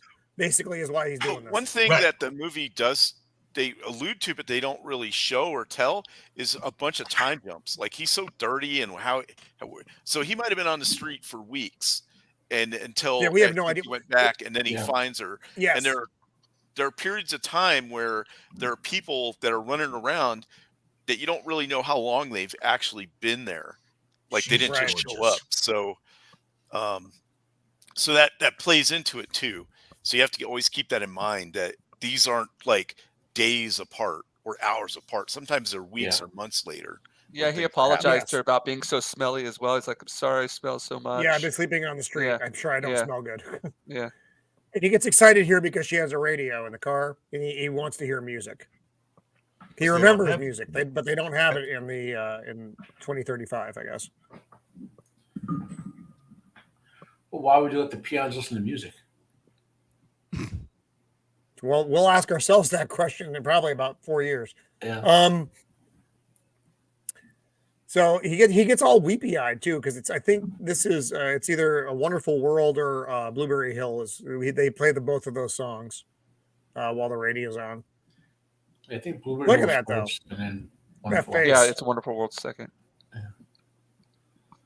Trees are green. And it's just he's sticking his head out the window like a dog. His reactions to all this right here, in my head, because I've only seen this once and haven't had time to really process everything, I was assuming that he's done multiple jumps since the last time we saw him, and he's getting a little bit crazier every single time. That it's slowly frying his brain, because he was more level-headed in the mental institution when he wasn't drugged out, and now he's acting like he's not heard music, but surely he's heard music someplace in the mental institution. And he's acting like he hasn't breathed fresh air, but he's breathing fresh air in all those other places. So I'm thinking he's just going a little bit more loopy as he gets sent through multiple times. That's part of my theory of the person who speaks to him in his head is actually part of his broken psyche, that every time he travels, because he never started like hearing that voice until after he traveled. So I think it's just part of his psyche that got left behind somewhere, and then he picks it up whenever he goes back into the present or whatever. I was wondering if that was a real hotel or if that's just an abandoned building that they've made into a hotel. Oh, that's a good question. I think it's a real hotel. Yeah. Or they just threw a camel on a thing. I mean, either or. Yeah. I love the Terry Gilliam cartoon drops, the time tunnel. This is hilarious. Yeah. So there's also a sci-fi TV show that ran for one season called The Time Tunnel, which is underrated. So here we are, flashbacks. Every time he goes to sleep, he has the same dream, which is a memory. Also, or at least a partial memory. A lot of times when he's in therapy with the Madeline Stowe character, she's always said, I feel like I know you from somewhere. You seem familiar. Have we ever met? That kind of thing. She asked him that multiple times. Which doesn't make a lot of sense. No. She saw him in the book. She saw him in the book that she made. Oh, but that's right. Yeah, she's seen him in that photo. Right. Yeah, in the photo. Yeah, but also I think it's a play on the eyes, the kid version of his eyes. They cast that kid specifically because of how he emoted with his eyes. Yeah. And your you know, I think that's the one thing that doesn't change as you grow old or something. You grow into your eyes, is what people say. Correct. Yeah. So he's at a vending machine. They're talking about her on the news.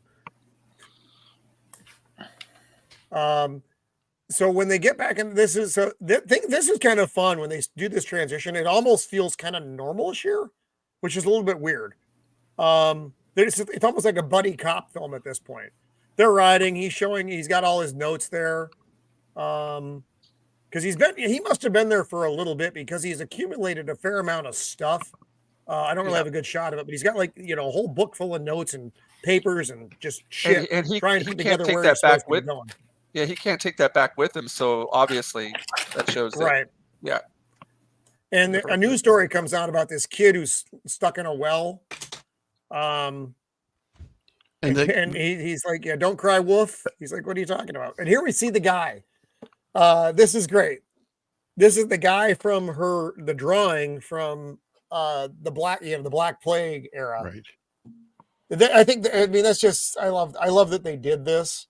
Is he wearing like a medieval rosary with a medieval hood? Yeah, that's chainmail. Me, that looks like chain. I feel like that's why, for me personally, I can't see them planning all of this out when they have loose ends like that everywhere. Yeah. I think he's a fuck up. I don't mean the guy himself. I mean, he was a fuck up as far as their time travel experiment went. Mando, what Joker and I are saying is that they didn't plan all this out. They only planned it that little bit after the time loop was completed. What they did was send him back to complete the time loop. Yeah. And then plan that little bit after the little kid sees him, colors the time loop to make sure that the people still die, because that's when you could have changed something. To ensure that these events Perfect. happen. Yep. But could you change something? Possibly. Well, the time loop. And if you do, what happens? We don't know. Paradox. It's in the Paradox. Paradox. Remember, Gilliam's not going to explain. No, he doesn't. And good. I'm glad he doesn't. Glad he doesn't.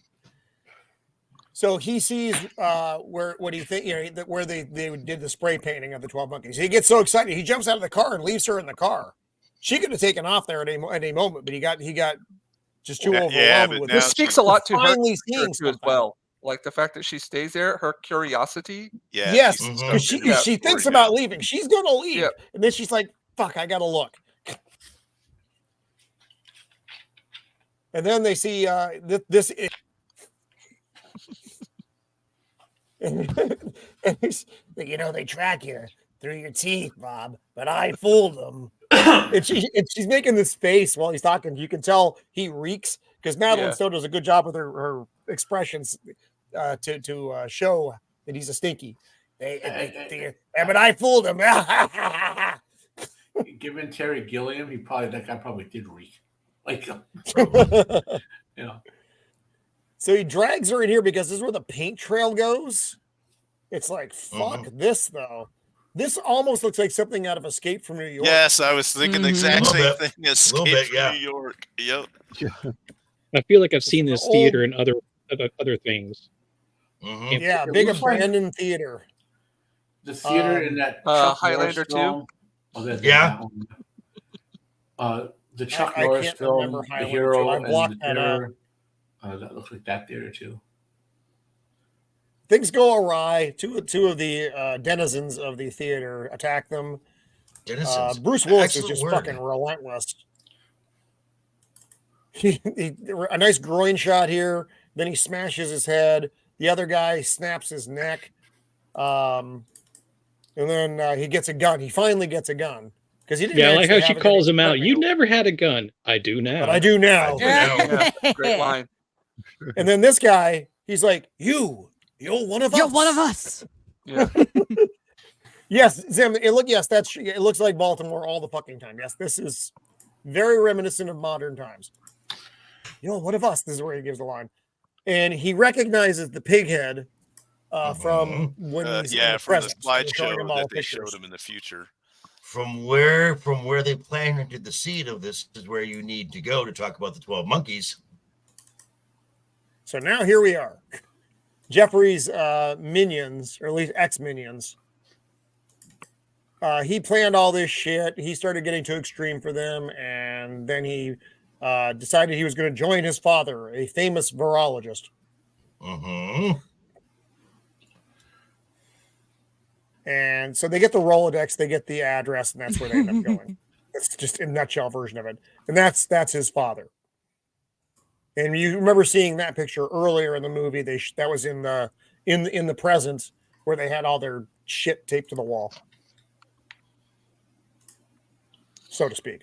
Rolodex, they've got the address. I love the back of this car. It's like, oh my God, this is just fuck off. These are the same people who want the world to end, though. They do. If you see a car like this, they want the world to end. Assume that. Gee.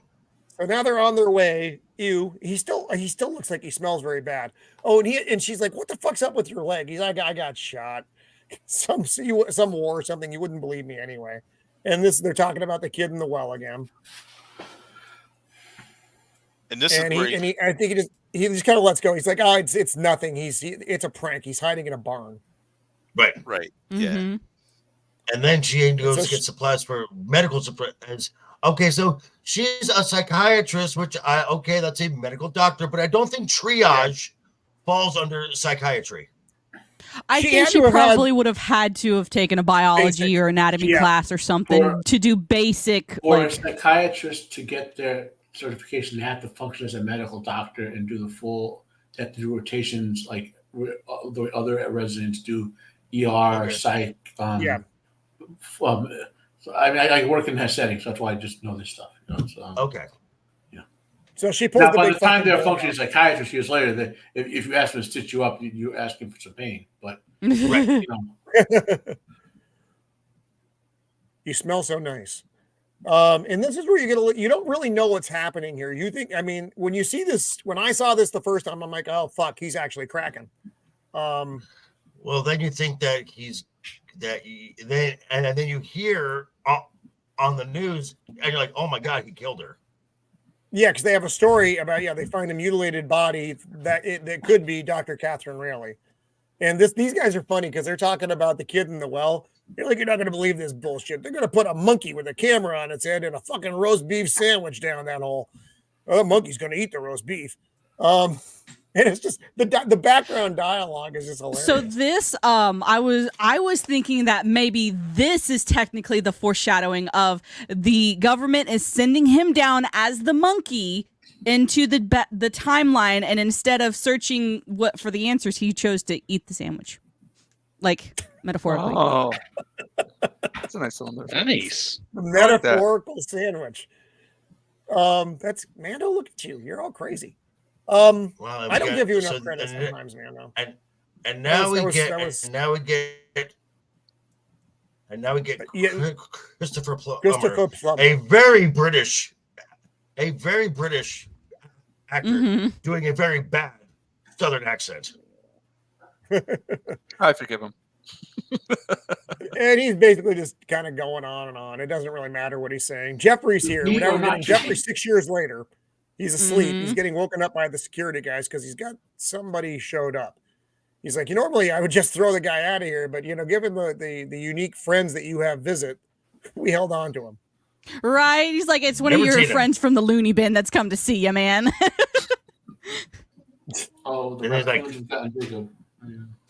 Never seen him. Yeah, I have no idea who he is. And torture him, whatever it is you people do. He's like, I'm here about monkeys. 12 of them. Monkeys? Oh, wait. Arnie Pinkerstaff or something.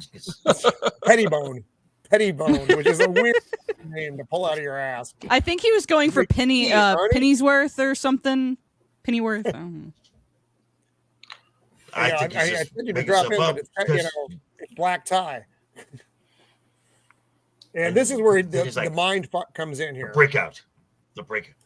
But is it a mind fuck though? Is it a mind fuck again?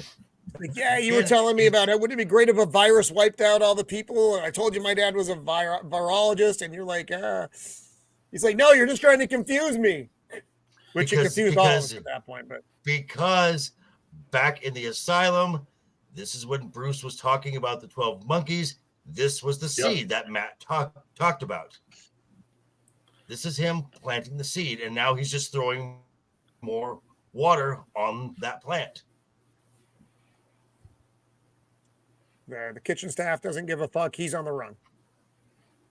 This is where we realize he didn't kill her. She's pissed though. No. Well, yeah. Well, this is what I told my ex-wife. I told her that our dog loved me more than her, because if I stuck both of them in a trunk for a few hours and then opened the trunk, one of them would be happy to see me, and it would not be her.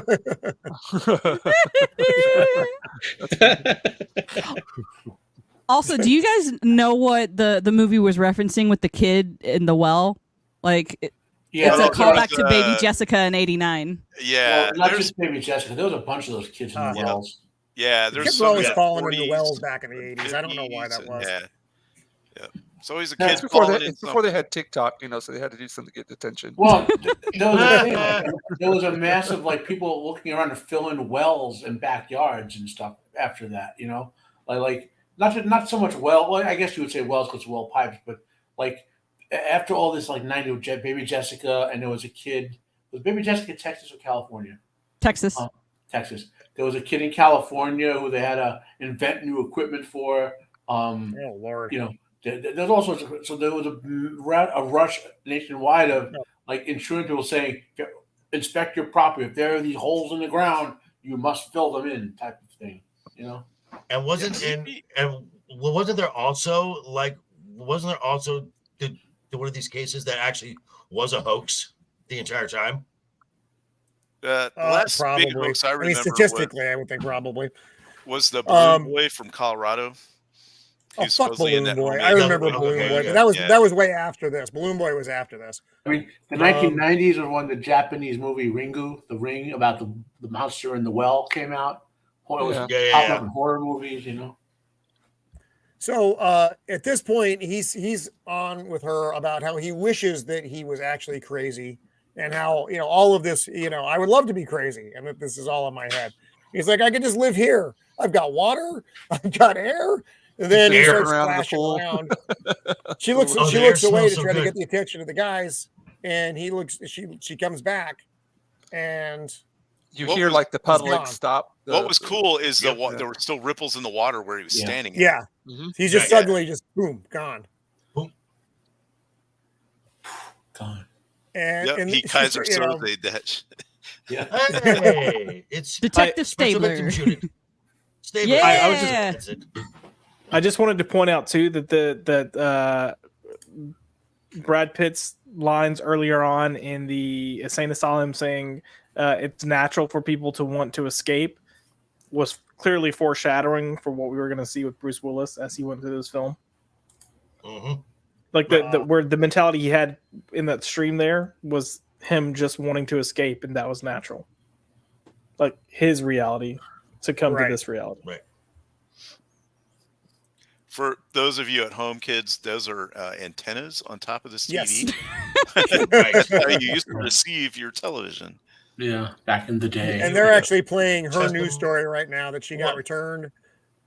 Okay, so who remembers adjusting the antennas and then stepping away for a second, be like, just to see if it was.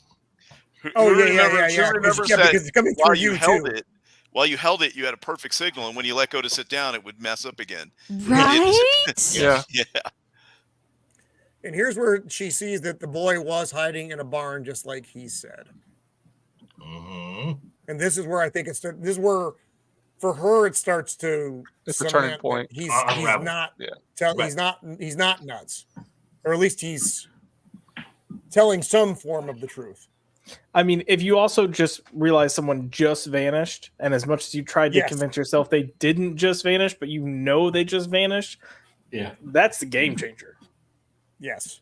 Yeah. Now you have two very incongruent things, and you're like, well, this can't keep happening. This is a funny scene. The sign, he's back. Okay.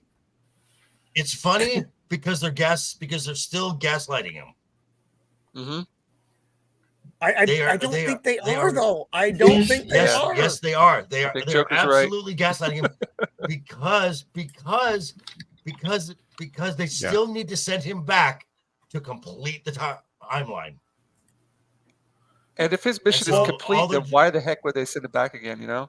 Well, it's because at this point they think it's the 12 monkeys. They think the army of the 12 monkeys is it. Who is the guy who looks like John Glover in the middle? It's not John This Glover. guy? Yeah. It's not. I don't know who he is. Yeah, these are all. He looks like Bill Murray's brother. And this kind of an odd hodgepodge. Keep in mind, just keep in mind the one on the far right. She is the ringleader. She's the ringleader. Yeah.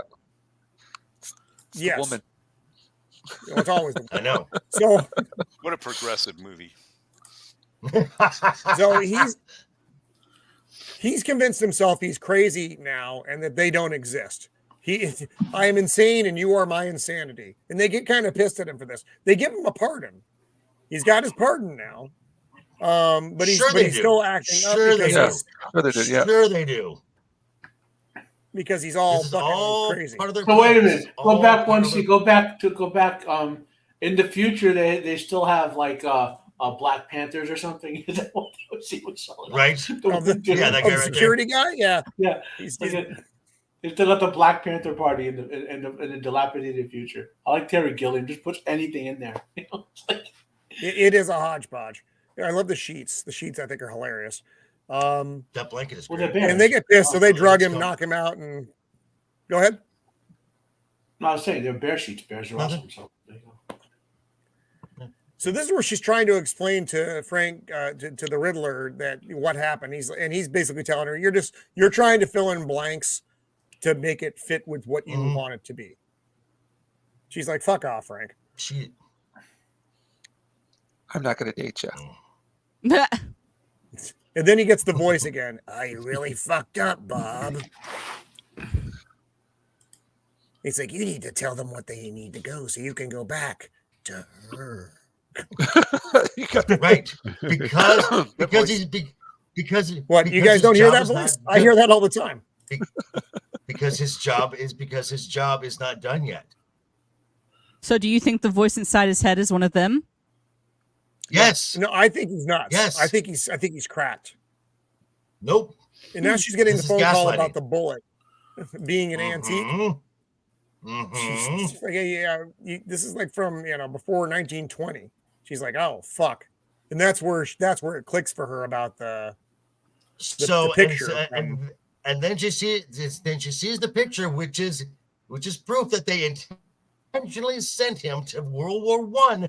I don't think they intentionally sent him to World War I. I think this is just the timeline. Ginger, Matt, help me out here. So Ginger, Matt, help me out. They know when they have to send him back based on the timeline itself, right? They know the sequence of events, right? So no, they're not deliberately sending him to fulfill the timeline. They have to send him to fulfill the timeline, right? I think them sending him. I mean, I think these events just transpire the way they are, and it's filling in the blanks where they're supposed to happen. But I don't think they're intentionally doing it. They may not know that this picture exists at all. Well, they have to send him to those time periods to fulfill the time loop. Well, here's my question. She's a loose end. The guy on the stretcher. She knows everything. Why was she allowed to live? She's not a loose end because, right. She's dead like 2 days later. The guy on the stretcher, right? When he goes back to there, the guy on the stretcher is like, "Follow me, follow me."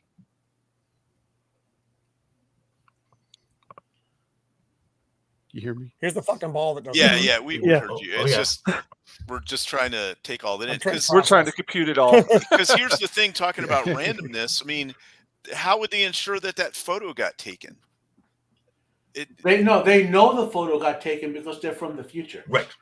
But they don't know. But that is one photo of a bazillion photos. I don't know that they had that. It just seems that had thousands or thousands of copies that survived that were published. Really? I have a hard time buying that theory. I just do. I mean, we're all throwing theories. Well, we're just talking about the theory. That's true.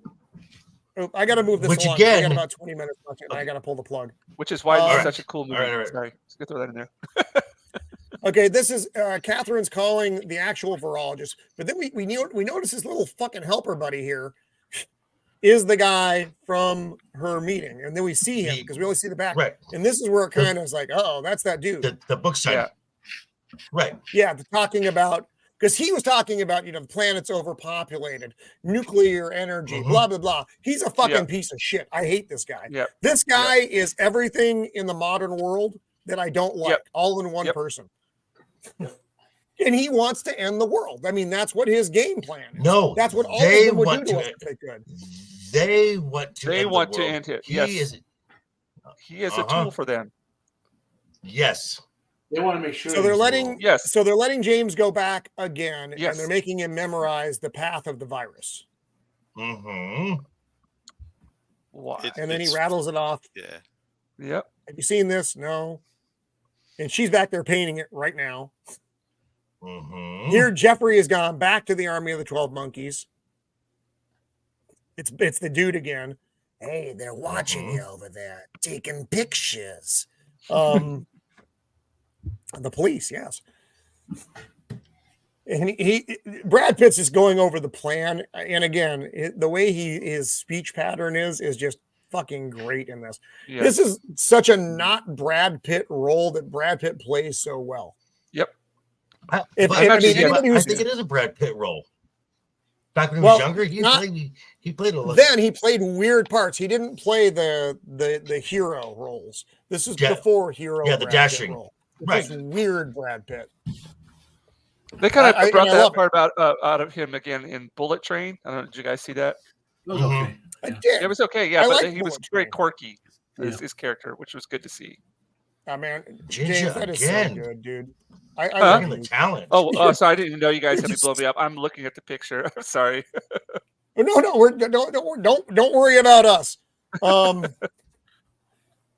I will if any of you fucks up, I will what is it? I will shave you, I will spay you, and I will kill you. And so James is suddenly there again. We don't know how long he's been back. We don't know where he's been, but he appears much cleaner than he has in previous versions. And she's like, James, he's like, oh, I want to get caught. I want to get caught. I'm crazy. I'm crazy. I don't think he's been back. I think he may have been back for a little bit now because he looks more healed up than he did before. It's hard to say. So he's trying to get the cops' attention. She doesn't. Go ahead, dude. Joker? Because he's been patched up. He's been patched up in his time. So yeah, he's a lot more clean. He's gotten his wounds taken care of, and so now he's right back and to complete the job because of what they've been telling him. This is just back then they had to part set of that the up as a set. Now they just have to roll down Philly Street and with a camera rolling. Yeah, true. So they got a hotel room. They only do. It's one of those hotels where they book by the hour. That is a huge hotel room. A motel. It is. Yeah. Right. It's rotting. It's a no-tell rotting motel. Place, and he's basically going over again how he thinks he's crazy. But she explains to him, "No, like, you're not." no. 'Cause she has the picture. She knows he's not crazy now. The roles have been reversed. Yeah, that's great. She's like, explain this. He's like, and he can't, not really. He's like, maybe I read about that somewhere or something, and it doesn't, his explanation can't make sense because it can't make sense. Little love for Bruce here. And this is where Madeline was so good in this scene. Mm-hmm. So just a little bit of context with this scene. The guy downstairs thinks she's a hooker with him. Yeah. Yes. And so he calls this pimp guy and is like, hey, somebody's moving in on your territory. So this guy shows up. I love how he just busts into the room like, this is my territory. And he puts the coat. Bruce is like, is this really happening? Is this happening now? He's like, yes, this is definitely happening now. This is such a great scene. Well, the quote here is just fucking hilarious. Where is it? Hey, oh yeah, it's so Bruce takes him in the bathroom, and she's worried he's killing him in there because all you hear is screaming and such. And then he comes out, and his mouth's all bloody because he knocked his teeth out. He's like, I don't want them to track me. I want to stay here. And then the police come in, and the guy from the bathroom is, hey, is that the cops? Some crazy coked up. I'm innocent Some victim crazy here. coked up bitch. And a crazy dentist. Crazy. I was attacked by a coked up whore and a fucking crazy dentist. Yeah. I also Great don't line. know why, but when she yells, we could use the cash James, or we need the cash James. It always makes me laugh. Yeah. Oh yes, dude. That's her crazy moment. I love it. So now he's seeing. Oh my God, we're crazy. He's seeing this we're building. both insane. And this is he saw this building in his time where it was all like dilapidated and snow covered when where he was the lion is. In the suit when he first came out. And she went to go call the number that he was supposed to call. And she's excited because she thinks, it was just a carpet cleaning place. I left a message. Right. And then she starts saying it back to him, and he's like, and then he finishes for her. Yeah. He's like, they got your message, Catherine. Because it was all part of the plan. Exactly. This is just to gaslight him. I think it just had to happen because it had already happened. It's time travel, man. Okay, because they need Bruce to want to go back. They need him to want to go back. He still has free will. He could have said, "No, I'm not going back," and then that blows time wide open, and bad stuff happens. Right, because but he had already said yes. But they gave him his pardon, so they gave him the illusion of free will. You can leave, you can go. Yep. But why the hell would they stuff back? Why the hell would they let? Yeah, sorry, go ahead. Sorry. No, Ginger, go. Well, I was like, why the hell would they let an insane person go? Like, why would they spend all the money and the resources to send it back again? Do you know what I mean? It's an insane person. Because they need them to do it. Exactly. They're using him. Yes. He's a pawn. He's a mad eye. So they kidnap Jeffrey's father. And that's basically the thing. And you think it's so they could get the virus stuff, but that's clearly not what it is. It's not that big deal. Go ahead. Go. No. What movie is this? So I have no idea. That's Vertigo. Is it Vertigo? Jimmy Stewart. Is that what that is? Okay, yeah. Pretty sure. Yeah. Oh, okay. I want to see that now. Damn. Yeah, this is where I realized that thanks to being on Jacob's channel so often, I recognize Jimmy Stewart's voice within about half a second. Or North by Northwest? Oh, North by Northwest. You're right. It's North by Northwest. No. North by Northwest is Cary Grant. Oh, okay. So this is a Jimmy Stewart movie. I looked it up the other day. It's Vertigo. Okay. That's what I thought. Okay. So she's putting on his disguise. They're just having a conversation while now you're seeing the animals. So this was their result. This is what the 12 monkeys was. This is what they thought it was. There we my go. God. Also, here, okay. Strangers on a Train. That's a good movie. Wow. This is like an anthology of Jacob's channel right there on that marquee. Right. It is. Yeah. 24-hour Jacob of Ironside vest. So now you see the versions of themselves that you see in his. Did you beam out? In his dream. He beamed out and came back. Okay. You see the versions of themselves that are in his dream, his memory. This is the way I always remember you. And I gotta say, Madeline, as a blonde, I'm not mad at it. Then you start seeing the animals, the tigers, the monkeys, the elephants. We did it, and this is what he finds in the future. It's hard to believe it's the same bear still hanging around there 30 fucking years later, but whatever. Yeah, maybe. Now they're on their way to the airport, and the cab driver's like, I think you're gonna be late, and it's like 7:30. Our flight's 9:30. She's like, on a normal day, yeah, but now you got to take into your Army of the 12 Monkeys factor. Also, like, what the fuck? This is during the time 1995 when they made the movie that you could show up at the airport an hour early and make your flight. Yeah, exactly. Right. Before the dark times. Yeah, you weren't. Yeah, taking her shoes off and before they your fucked underwear. everything up. That doesn't do anything, by the way. That is just a fucking control thing. That's all that is. Anyway, so you're seeing the animals, blah blah blah. They make it to the fucking airport on time. I want to say that those flamingos were like the only special effects in this whole movie. So he needs to go fix his mustache.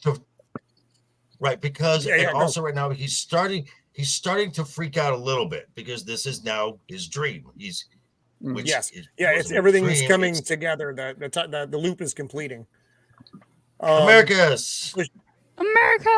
Hey, Americas. So you've come in at I'd say at the right time, but there is no right time during this one. So this is back when you could use a fake name to fly because she pays in cash. I don't think you can do any of this shit anymore. He needs to go fucking fix his mustache.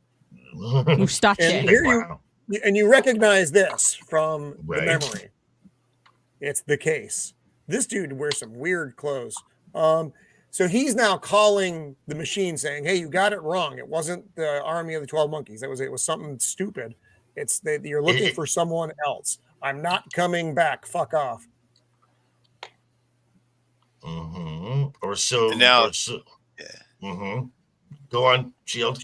And then that was the guy that's got all the viruses in his back. Right. And he's got tickets, and she's like, "Wow, you're going to San Francisco, Rio de Janeiro, a whole bunch of different places, Peking, that's all. Kinshasa. Yeah, Kinshasa. Right, naming off all the places. Yeah, it's also how you can tell it's 95 because you can call it Peking.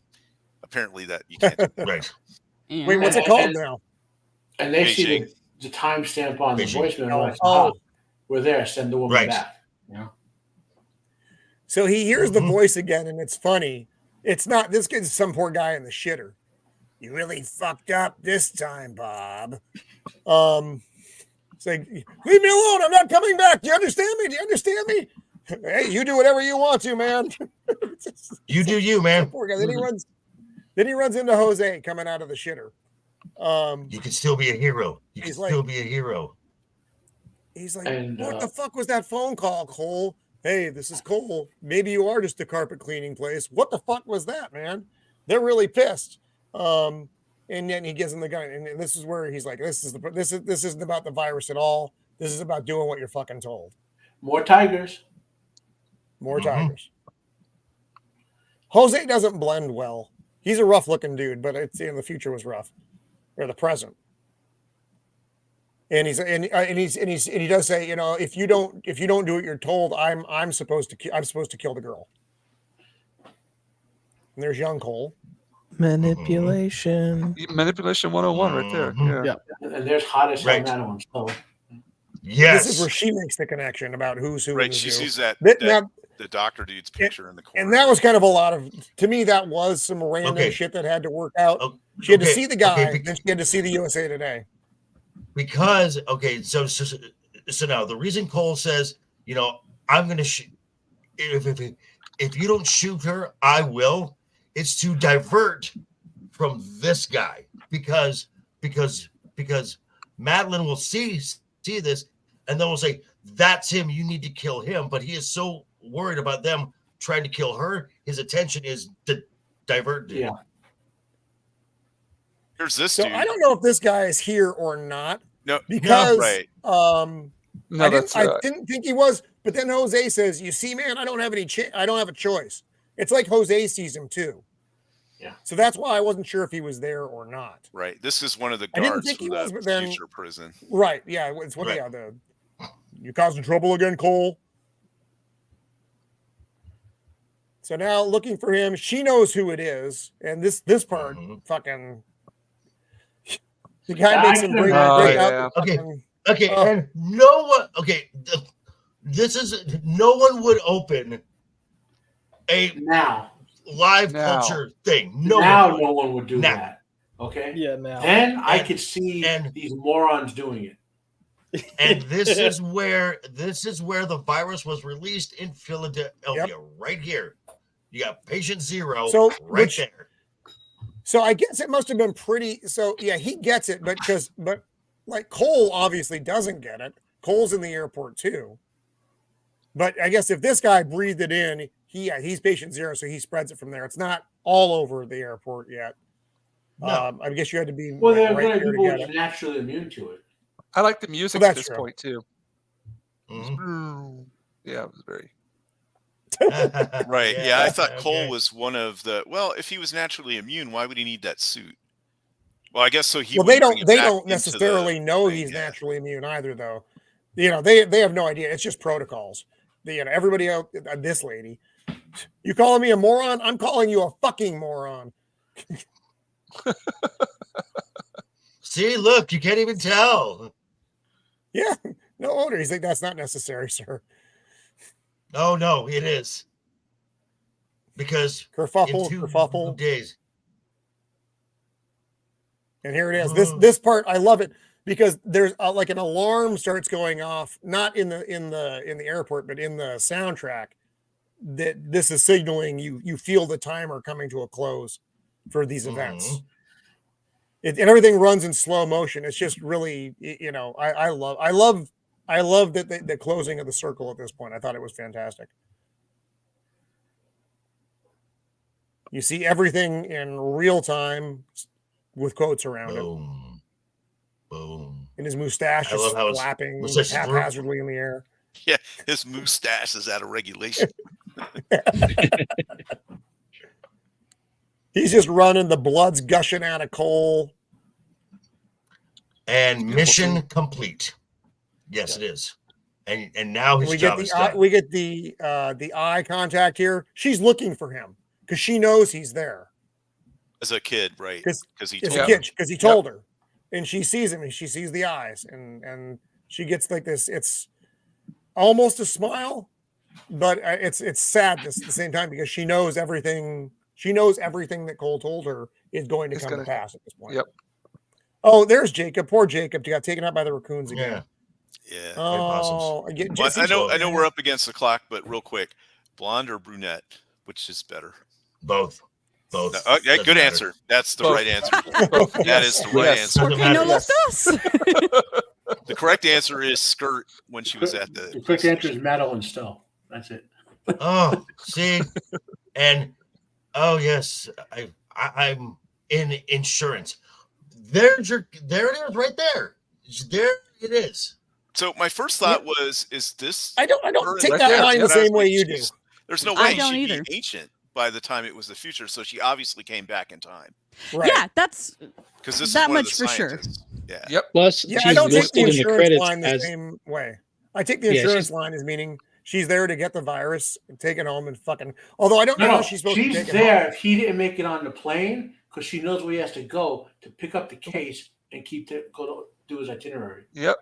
Isn't he kind of acting already kind of sick? He's like already kind of sweating a little bit or something. Well, he was just running running. through the airport. I don't think he Yeah. was in very good shape. No. Well, it's because he was running. Right. Yeah. And then we get Cole the last couple of shot. We end with where we start with Cole's eyes, and that's something that Terry Gilliam likes to do is have that kind of deal. So that is 12 Monkeys. 12 Monkeys. This is I wish I'm sorry Jacob had to leave. I enjoy the fuck out of this movie though. I've seen it many times, and I do like that we all have kind of a different version of some of it. We don't all agree on. Hey, that's the fun of the debate that I was talking about. Yeah. This movie wouldn't. We're this all movie friends. would be We far, talk about this stuff without hating each other. This I movie would still be like far you guys. less It's fun. fine. I'm never coming on here again. They, I don't care how wrong you all are. They're still great people. fuck you. So You're cool. What I don't. This movie would not have been nearly as good if it was, this is this. If it wasn't so open ended that we couldn't have this discussion, it wouldn't be any fun at all. Because it's. Wait, is he coming back? Is he beaming back in? Jacob's making me feel mentally divergent. Did we lose somebody else? Blair had to Blair bounce. had to go. Like, did Blair bounce? Bounced a while. Blair's gone. Okay. All right. Well, I'm sorry we don't get to have much of an actor discussion here, but because I do have to go, I'm sorry about that. It's all right.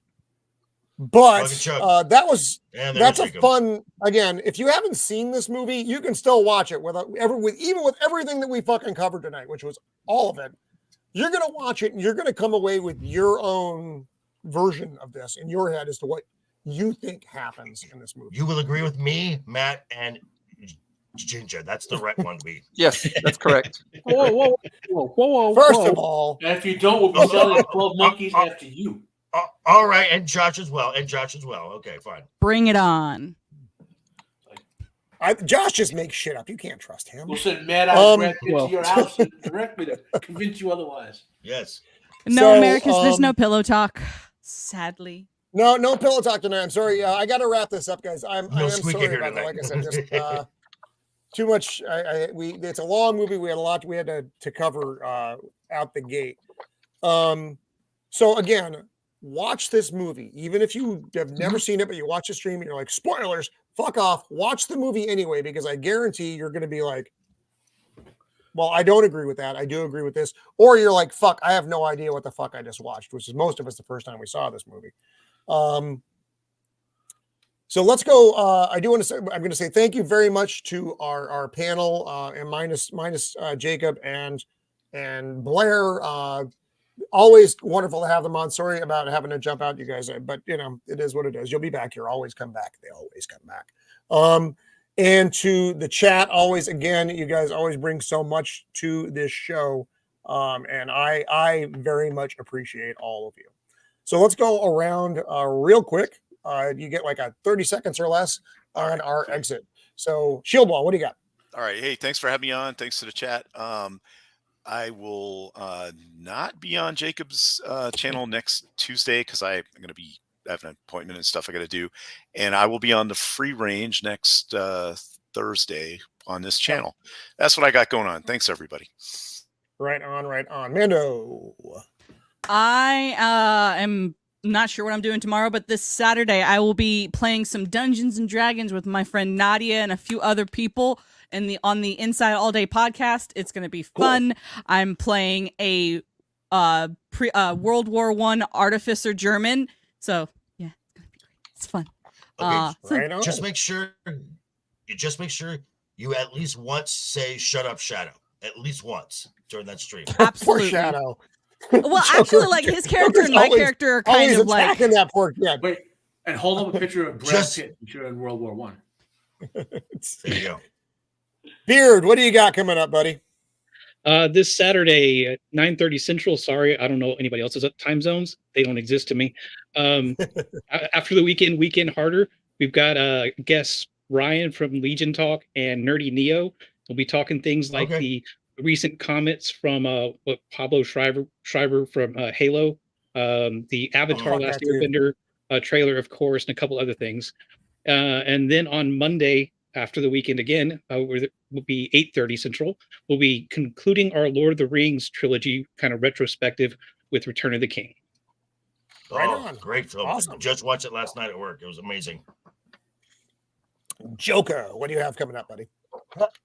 Yes. Well, tomorrow morning, 6 a.m. Pacific time, the only real time there is, I will be dropping my predictions based on some of the Oscar nominations, and don't be surprised, folks. There may be a twist at the Best Picture. Don't be surprised. And then 7 p.m.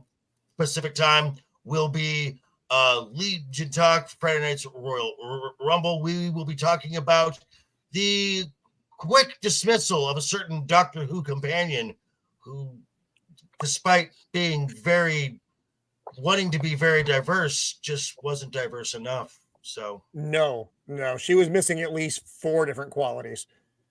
And then I'll be back here, and then I'll be back here again next week, of course. And we'll also be with many, many, many scissors. Yes. The family should be together next week. Funky is Max is here too. What do you got coming up, buddy? Next week. No. I don't have anything. I don't have anything for next week yet. I don't have my. It'll be our normal cast members, and then I don't know who else. Friday Fandemonium tomorrow at 3 p.m. Just did a bunch of videos like Reacher, Monarch, One More Shot, a whole bunch of videos dropped at reviews. Probably Roman Channel next week. Bunch of stuff with Jacob. There you go. Right on. So, James, let's see your as finished as you are here. Oh, James, always. It's water. I only did pencil and watercolor this time. That looks amazing. Man. That looks amazing. That is fantastic. You should, you should, Bruce. Yep. The next Comic-Con you go to or something, Oh my God. Yeah, I'll bring this stuff out here. Thanks. Thanks again for having me on the show, Roman. I love this movie. I loved hearing everybody's take on it. It was really cool. To be honest, my take on this movie didn't change until everyone else. my take on it didn't change until very recent. Oh, actually, a couple years ago, whatever. But as for me, I'm just working on some Spawnuary stuff. I don't know if you guys are following Todd McFarlane. He's got like a cover contest, so I'm doing some artwork for that right now. We got the Violator. We got the Scorched. We got the Scorched piece. Holy shit, dude! There's another Scorched piece going on. Oh yeah, and then that's beautiful. I've seen you posting that. And I'm working on another Violator right now. Nice. So hopefully one of these will catch McFarlane's eyes and the judge's eyes, and they'll want to throw it on a cover. That would be nice. A dream come true. But I'm just working on that and trying to finish up commissions right now. So I've been kind of lacking on the whole live stream stuff, but I'll try to do that. Oh, it's good to have. I appreciate you popping on with us. Oh no, this is always fun. It's always fun to come on here. I always enjoy it. Thank you. All right, Josh, what do you got, buddy? Sunday night, you can find me on Max's Man Cave with MVP. Tuesday night, I'll be having my show Culture Popped. And we have another new show starting soon called Cherry Popped, which I'll also be doing with Max. Cherry Popped. And there's something else that's going on in the backgrounds that we'll announce soon that someone on this panel might be involved with. So more to come. Is it me and do I know? No and no. Yeah, and our bread. I should have said yes and no. Yes and no. Doesn't involve scissors. So who knows? So thank you for being with us, Josh and James. You're our guests. Everyone else is one of our regulars here. Yeah, fuck you, James, and your talent. I just look. If I was just to do this on my own, sit at home, it wouldn't come out this great. It's like listening to you guys. I'm not kidding you. Like this energy that you guys give, it comes straight out there in the work. It's all you guys. Sad and depressed? That it doesn't look sad and depressed to me. Well, it is a bit sad and depressed this one, isn't it? So for me, I am going to be on Wednesday this week over with JT Gunn at 6:30 Pacific Standard. It's about time. I know, unless some other thing derails us. I've supposed to have been on his show like 5 or 6 times. Every time something terrible happens. This is not going to be a terrible thing. And then next Thursday, as always, at 5 o'clock Pacific Standard, we're going to be doing a free range next week. Hopefully, all of our regulars will be there, and anybody else who wants to. I'll throw out the bolo in a couple days, seeing who wants to show up. And the Thursday after that is still a question mark. I don't have an answer for that yet. I have an idea, but I'm going to bounce it off some of my friends here. But do have to go. Please, in the description of the what? Wait, what? What? No! Damn it, Josh! No, Saltburn. No, you are. Well, I got to get out of here because my wife's going to beat me soon. She's going to give you a have fun. Yeah, it's something bad is going to happen. So I do have. Thank you all for being here tonight. In the description of the show is everybody's information. Go visit them, look at their Twitter, and we also have AJ's GoFundMe info in there as well. That's still active. So we love AJ. Please help him out if you can. So again, that's also in the description of the show. So please hop in. So that's it for now. Thank you for being here. As always, very much appreciate you guys. And until next time, be kind.